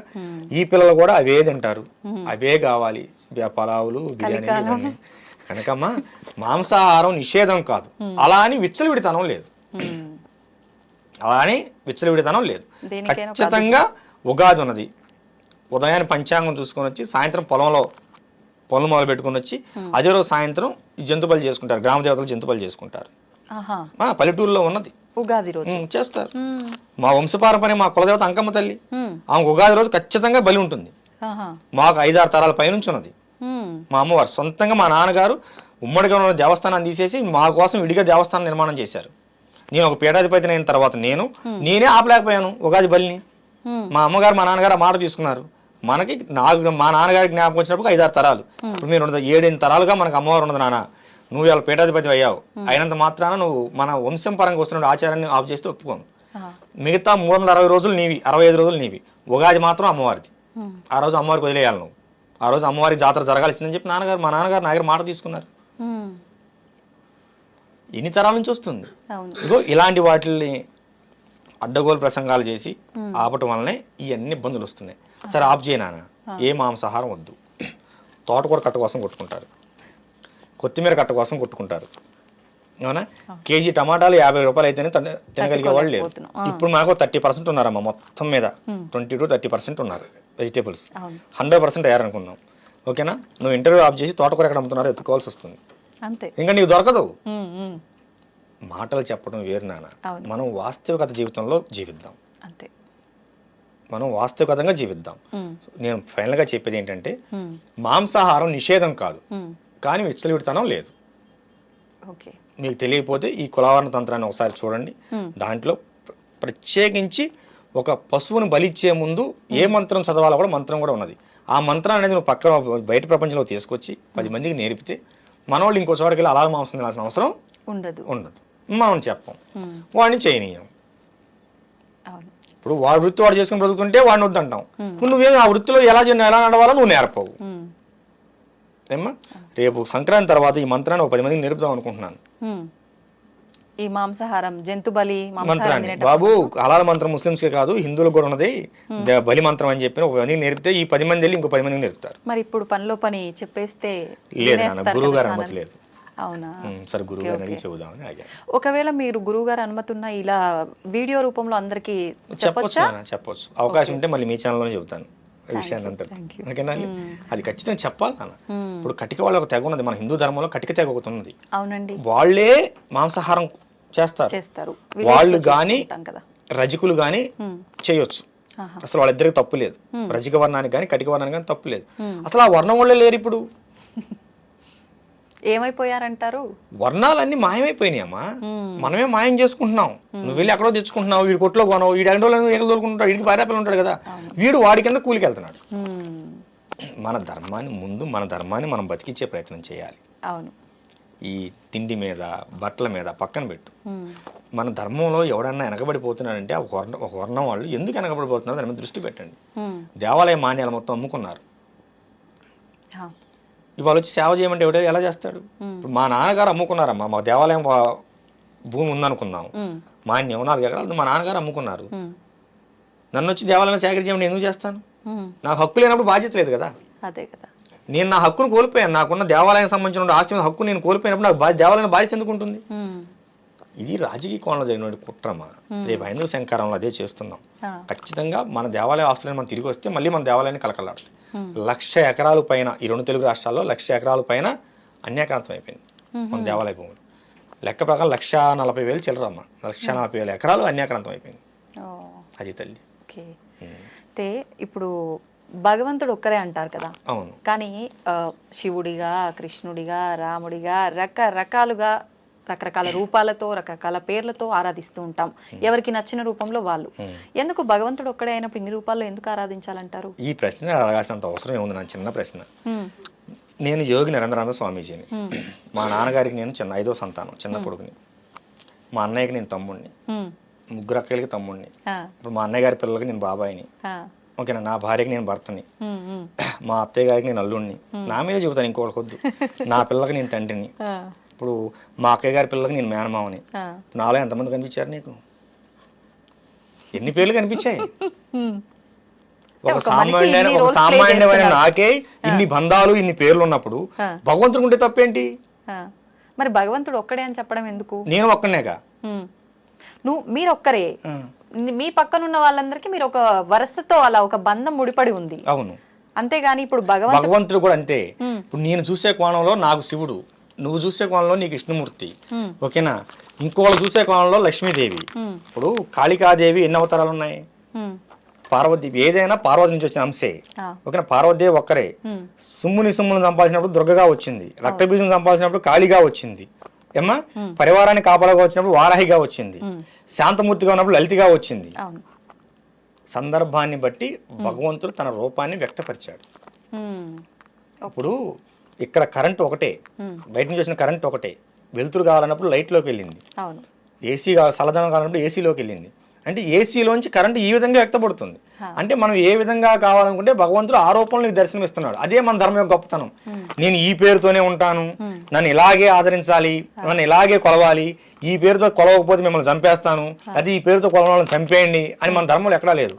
నువ్వు మొక్కలో చూసినా, రాయిలో చూసినా, రత్నంలో చూసినా, శిలపై చూసినా, నువ్వు ఏ దృష్టితో చూస్తావో నిన్ను ఆ దృష్టితోనే అనుగ్రహిస్తానని చెప్పాడు స్వామివారు భగవద్గీతలో, శ్రీకృష్ణ వారు. నువ్వు ఏ ఏ దృక్పథంతో ఏ ఏ విధంగా నువ్వు దర్శించుకుంటావో నిన్ను ఆయా విధంగానే నిన్ను అనుసరిస్తాను, అనుగ్రహిస్తాను అన్నాడు. ఇక్కడ ఇంకో విషయం బట్టి అనుగ్రహించడం కాదు, అనుసరిస్తాను అంటే నిన్ను నేను ఫాలో అవుతాను, నిన్ను అనుగ్రహిస్తాను, నిన్ను ఎల్లవేళ ఎప్పుడు కూడా నా నామస్మరణను ఏ రూపంలో కొలిచినా నిన్ను నేను కాపాడుతూ ఉంటాను, ఆఖరిగా నీకు ముక్తినిస్తాను అని చెప్పాడు. కనుక కరెంట్ ఒకటే. నువ్వు వంటగదిలోకి వెళ్ళినప్పుడు మిక్సీ తిరగాలి, ఉపయోగించే విధానాలు వేరు. ఇప్పుడు శ్మశానకాళి త్రైలింగేశ్వరుడు అమ్మవారి సాధన చేసి గొప్ప యోగిగా మాలాంటి వాళ్ళందరికీ ఆదర్శంగా మిగిలిపోయాడు. అదే శ్మశానకాన్ని సాధన చేసి కొంతమంది క్షుద్రప్రయోగాలు చేసి జనాన్ని చంపేస్తున్నారు. ఉపయోగించే విధానం ఒకటే ఏమ్మా, ఉపయోగించే విధానం తెలుసుకోవాలి. సాధన ఒకటే, ఉపయోగించే విధానం వేరు. భగవంతుడు ఒకటే, మనం తీసుకునే రూపం వేరు. కాళీని అందరూ తట్టుకోలేరు, భయపడతారు. కనుక ఆమెను పార్వతిగా ఆరాధిస్తారు. పార్వతి కూడా అమ్మో కొంచెం శక్తివంతంగా ఉంటుంది, మా వాళ్ళకి లలితగా ఆరాధిస్తారు. కొంతమంది కామాఖ్య వెళ్తారు, అమ్మవారి అదొక రూపం అని ఆలోచిస్తారు. కామాఖ్యలు కూడా ఎటువంటి తప్పుల్లో వీళ్ళు చెప్పి అనవసరం ప్రచారాలు తప్ప, వాస్తవంగా వెళ్ళినప్పుడు దాని గురించి ఒకసారి చెప్తాను. ఓకేనమ్మా, అలా ఉంటుంది, ఇలా ఉంటుంది, అవి పెడతారు, ఇవి పెడతారు, ఏమి పెట్టరు, అంతా వైదికమే, అంతా వైదికమే. ఇప్పుడు ఈ కౌలాచారం చేయాలనుకున్న వాళ్ళైనా చేసుకుంటారు, తప్పులేదు. ఎందుకంటే అసలు మన ధర్మాన్ని కాపాడింది కౌలాచారమే. నీకు ఆ విషయం తెలుసా? ముస్లిమ్స్ పరిపాలనలో మన దేవాలయాలని బంధించేసినప్పుడు, కూల్చేసినప్పుడు, మీకు దేవుడే లేకపోతే మీరు పూజలు ఎక్కడ చేస్తారని చెప్పి అప్పుడులో నవాబులు మనల్ని హింస పెట్టినప్పుడు చెట్టు కింద రాయబెట్టి ఆమెనే ముత్యాలమ్మన్నారు. ఓకేనా, వేప చెట్టుకి పసుపు రాసి మహాలక్ష్మి అమ్మవారు అన్నారు, రావు చెట్టుకి పసుపు రాసి నారాయణ అన్నారు. ఇంకా గుళ్ళోకి ఎవరు పోలా. మరి ఇప్పుడు ఏ ఆచారం కాపాడింది మన ధర్మాన్ని చెప్పునా? గుళ్ళో కొబ్బరికాయ కొట్ల, ఊరు బయటకు వచ్చి ఆపు చెట్టు కింద ముత్యాలమ్మని చెప్పి విగ్రహం పెట్టి కోడిని కోసారు, పందిని కోసారు. కోడిని కోస్తే వస్తున్నారు ముస్లిమ్స్ దండయాత్రకు వచ్చి, ఎవరా కోడిని కోసింది, వాడిని చంపేస్తాం, ఉరిదేస్తాం అన్నారు. పందిని కోసారు. పందిని కోస్తే ముస్లిమ్స్ రారుగా. పందిని కోసే ఆచారం అక్కడ వచ్చింది వీళ్ళ దెబ్బకి. అంతకుముందు వారాహ అవతారం మన పందిని కోసేవాళ్ళు కాదు. ఈ తొగ్లక్ల పరిపాలన వచ్చిన తర్వాత, ముస్లిం పరిపాలన వచ్చిన తర్వాత వాళ్ళు మన దేవాలయాల మీద దాడి చేస్తున్నారు, ఆ మొత్తంలో రాయి పెట్టుకో పందిని పోయింటా అన్నారు. వాళ్ళ దేవాలయానికి రారు, ఎదురుగా గ్రామ దేవతను పెట్టుకొని పందిని బలి ఇచ్చేవాళ్ళు. దాన్ని చండా ప్రయోగం అంటారు. ఏమీ తెలియకుండానే మన పూర్వీకులు చండా ప్రయోగం చేసి ముస్లింస్ ఆఫ్ చేశారు. ఏమ్మా, మరి ఏది కాపాడింది? నువ్వు ఇంట్లో కూర్చొని మాంసం తినొద్దు, బయటని ఎవరు దాడి చేయొద్దు, చేతులు కట్టుకున్న మన నీ ప్రవచనం కాపాడిందా? అప్పుడు మన పూర్వీకులు తెగింపు చేసేసిన బొల్లు కాపాడేయా మన ధర్మాన్ని? ఏమ్మా, ఇప్పుడు కూడా కాశీ దగ్గర దేవాలయం అందరు కాక కొట్టుకుంటున్నాం, అవునా? అలాంటి రాజమండ్రిలో ఒక దేవాలయం మీద మసీదు కట్టారు, కట్టుకున్నారు. వాళ్ళ ఆధిపత్యం ఉంది, వాళ్ళు కట్టుకున్నారు. దాన్ని మనం ఏమంటానికి ఏం లేదు. ఇవన్నీ పక్కన పెడితే 4 నెలల క్రితం తమిళనాడులో ఒక దేవాలయాన్ని మసీదు కిందకి ఇచ్చారు. ఆ విషయం మీకు ఎంతమంది తెలుసు? దేవాలయం పాడుపడిపోయిందని చెప్పి దాన్ని బాగు చేయించి మన తమిళనాడు ప్రభుత్వం మసీదు కిందకి ఇచ్చేసింది. ఏమ్మా, మాటలు చెప్పడం వేరురా తల్లి, ఆచరణలోకి వెళ్ళిన తర్వాత అది వేరుగా ఉంటుంది. ఓకే, ఈ బలి అనే ప్రాసెస్ వచ్చిందే అక్కడ. నాన్న ఈ మధ్య లవ్ జిహాదుల గురించి కొత్తగా ఒక స్లోగన్ వచ్చింది, గమనించిందా? హిందువులందరూ కూడా పంది మాంసం తినండి అని డైరెక్ట్ గా చెప్తున్నారు. మన హిందూ ధర్మరక్షణ సమితి పెద్దలు 2-3 మీటింగుల్లో నేను స్వయంగా విన్నాను, మీకు వీడియోలో ఉంటాయి చూసుకోండి. పబ్లిక్ చెప్పినవి అవన్నీ. ఈ లవ్ జిహాద్ని తట్టుకోవాలంటే ఆడపిల్లలకి పంది మాంసం తినడం అలవాటు చేయండి అని చెబుతున్నారు. వీళ్ళు ఇప్పుడు అలవాటు చేసేది ఏంటి? మన పూర్వీకులు ఎప్పుడో చేశారు. దేవాలయాలు కాపాడుకోవడానికి పందులు కోసారు, పందులను బలిచ్చారు. ప్రతి దానికి బలమైన కారణం ఉందమ్మా. మాటలు వేరు, వాస్తవికతలోకి వెళ్దాం. ఓకేనా? కాషాయం బట్టలు పట్టుకుని ప్రతి ఒక్కడు సాధకుడు కాదు, స్వామీజీ కాదు. సాధన చేయాలి, దాన్ని సాధనాపరమైన లోతుపాతులు తెలుసుకోవాలి, అనుష్ఠానంలో బలం పెంచుకోవాలి. అప్పుడే కదా వాడు స్వామీజీ అయ్యేది, నీ దగ్గరకు వస్తే 10 మంది సమస్యలు తీర్చగలిగేది. అదేవిధంగా ఒక మాట చెప్పేటప్పుడు కూడా దాని పూర్వాపర విశేషాలను పూర్తిగా తెలుసుకోవాలి. అసలు ఈ బలి అనే ప్రాసెస్ ఎందుకు వచ్చింది అన్ని పక్కన పెట్టు. అసలు పందులు ఎందుకు బలిస్తున్నారు దేవుళ్ళకి, దీన్ని చెప్పు అమ్మా. ఎందుకు బలిస్తున్నారు? ఈ ముస్లిం దండయాత్రలను తట్టుకోవడం కోసం చేశారు. చాలా దేవాలయాలు పాయడానికి వచ్చినప్పుడు పందులను కోసి రోడ్డుకి అడ్డంగా పడేసి మన వాళ్ళు దేవాలయాలను కాపాడుకున్నారు దండయాత్ర సమయంలో. ఇప్పుడు చెప్పు, బలి అవసరం ఉన్నదా లేదా? మీరు చెప్పండి. నేనేం చెప్పను. చెప్పురా బంగారం, ఇంత చెప్పాను, అడిగావు కదా. ఎవరు చెప్పిన విధానం వింటే అప్పుడు అది రైటే అనిపిస్తుంది. విధానం వాస్తవాన్ని ఆలోచించు. విధానాలు రైట్ రాంగ్ మనకొద్దు, మనం విశ్లేషణ చేయొద్దు, మనం వాస్తవంగా మాట్లాడుకుందాం. మనం ఈ ఎత్తులో కూర్చోవాలంటే కుర్చీ అవసరం. అవును. ఇంతకంటే తక్కువ కూర్చోవాలంటే పీట అవసరం. ఏమీ లేకపోతే కింద కూర్చుంటాం. మనం ఈ హైట్లో కూర్చున్నాం అంటే మన కింద ఏదో వస్తువు ఉందనే కదా అర్థం. అంతే. ఏమీ లేకుండా మనం ఇంత హైట్లో ఎలా కూర్చున్నాం? అలాగే ఏమీ లేకుండా మన పూర్వీకులు ఒక విధానాన్ని ఎందుకు ప్రవేశపెడతారు? కరెక్ట్. అంత పిచ్చోళ్ళ పూర్వీకులు. వాళ్ళు వేల సంవత్సరాలు కట్టిన దేవాలయాలే వాటిని ఎట్ట దించాలి, రిపేర్ చేయడానికి కూడా చేత కావట్లేదు మన వాళ్ళు చాలా మందికి. అవునా? మన పూర్వీకులు పిచ్చివాళ్ళ. కనుక ఇప్పుడు నువ్వు మాంసాహారం ప్రస్తావన తెచ్చావు కనుకమ్మా నీకు ఇంత చెప్పవలసి వచ్చింది. ఎందుకంటే వాస్తవంలోకి రండి.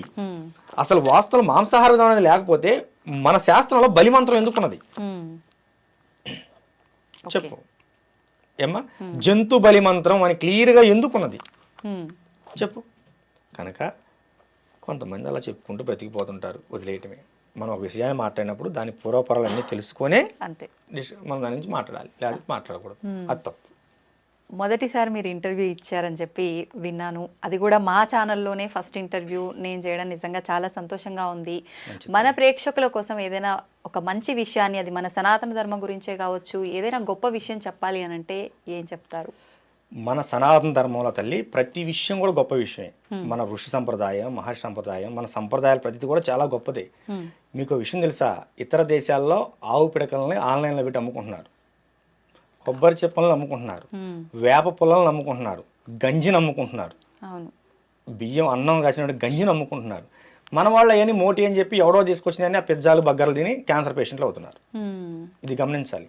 ఇప్పుడు రేపు 5వ తారీఖున మన విజయవాడ దగ్గర హైందవ శంకారామం జరుగుతుంది. హైందవ శంకారామం ముఖ్య ఉద్దేశం ఏంటి? మన దేవాలయాలు మన హక్కు. ఇప్పుడు మన దేవాలయాలు మన హక్కు. లంకలో సీతమ్మ గారు కనుక రావణాసుడు చెరలో ఎలా అయితే ఉన్నదో అలా మన దేవాలయాలు రాజకీయ నాయకుల కబంధస్థాల్లో ఉన్నాయి. వాళ్ళకి ఏటీఎం సెంటర్ లాగా మారిపోయాయి. మన ధర్మం, మనకి వేల కోట్ల రూపాయల ఆదాయం వచ్చే మన దేవాలయాలు ఉండగా మన పిల్లలు క్రిస్టియన్ కాన్వెంట్ స్కూల్లో చదువుతున్నారు. అది మన దౌర్భాగ్యం. ఇప్పుడు తిరుమల తిరుపతి దేవస్థానం అనేది మన కంట్రోల్లో ఉంటే తేలిగ్గా ఒక 100 నుంచి 1000 విద్యాలయాలు కట్టి మన పిల్లలకు మనం ఉచితంగా హై లెవెల్లో హై క్వాలిటీ ఎడ్యుకేషన్ అందించవచ్చు.